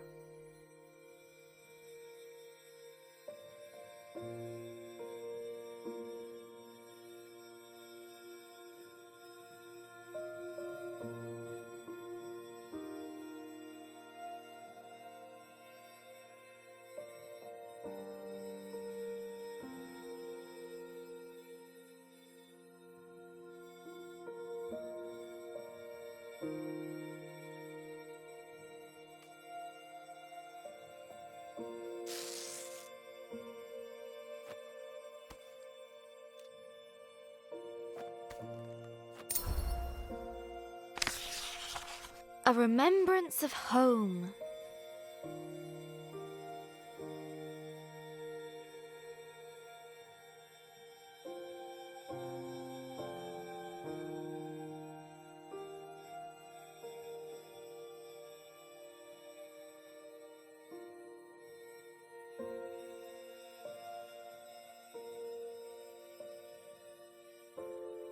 I've run out of fireflies. We're stuck. There's still something missing.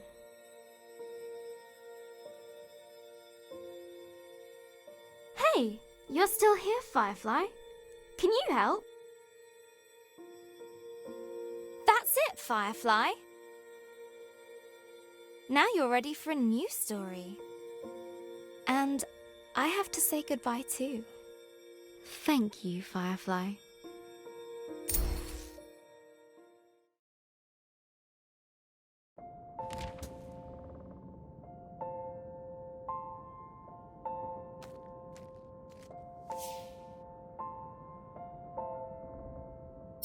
I never thought I'd see you again. But you're not really here, are you?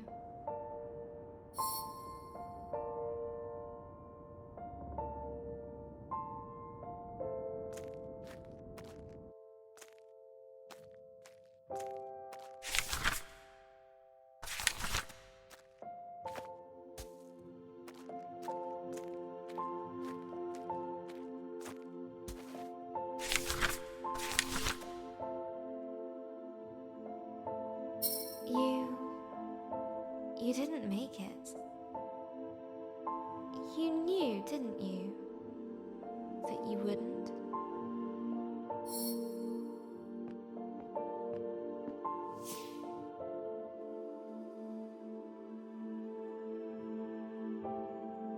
That's why the Firefly came to me. They knew too. So, these are my memories of you.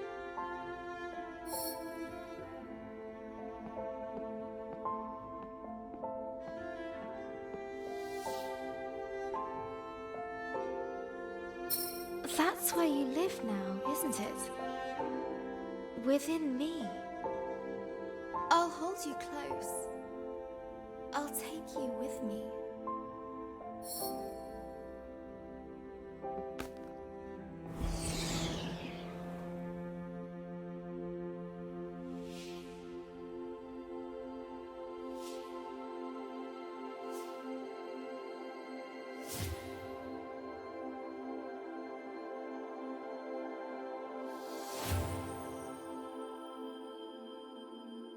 Always.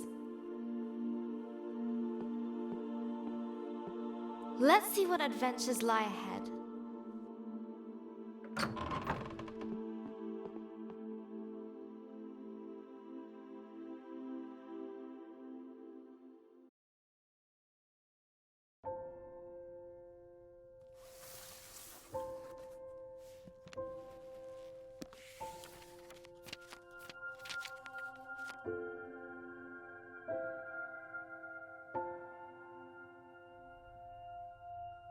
Hello, journal. Reading these dusty pages makes me feel old. I reread them so many times as a kid, taking myself back to those dark moments, reassuring myself it would all be okay. That helped. You helped. I still miss Gran every day. Sometimes I hear her laugh in the back of my mind. Abby reminds me of her. Insatiably curious and fiercely independent. I hope she never loses that. Mum's coming to live with us for a bit. I hope her and Abby are going to make some memories of their own. They're already both obsessed with cat videos and Instasnap. Abby's birthday is coming up. Maybe I'll get her a journal of her own. She says she wants to be a writer.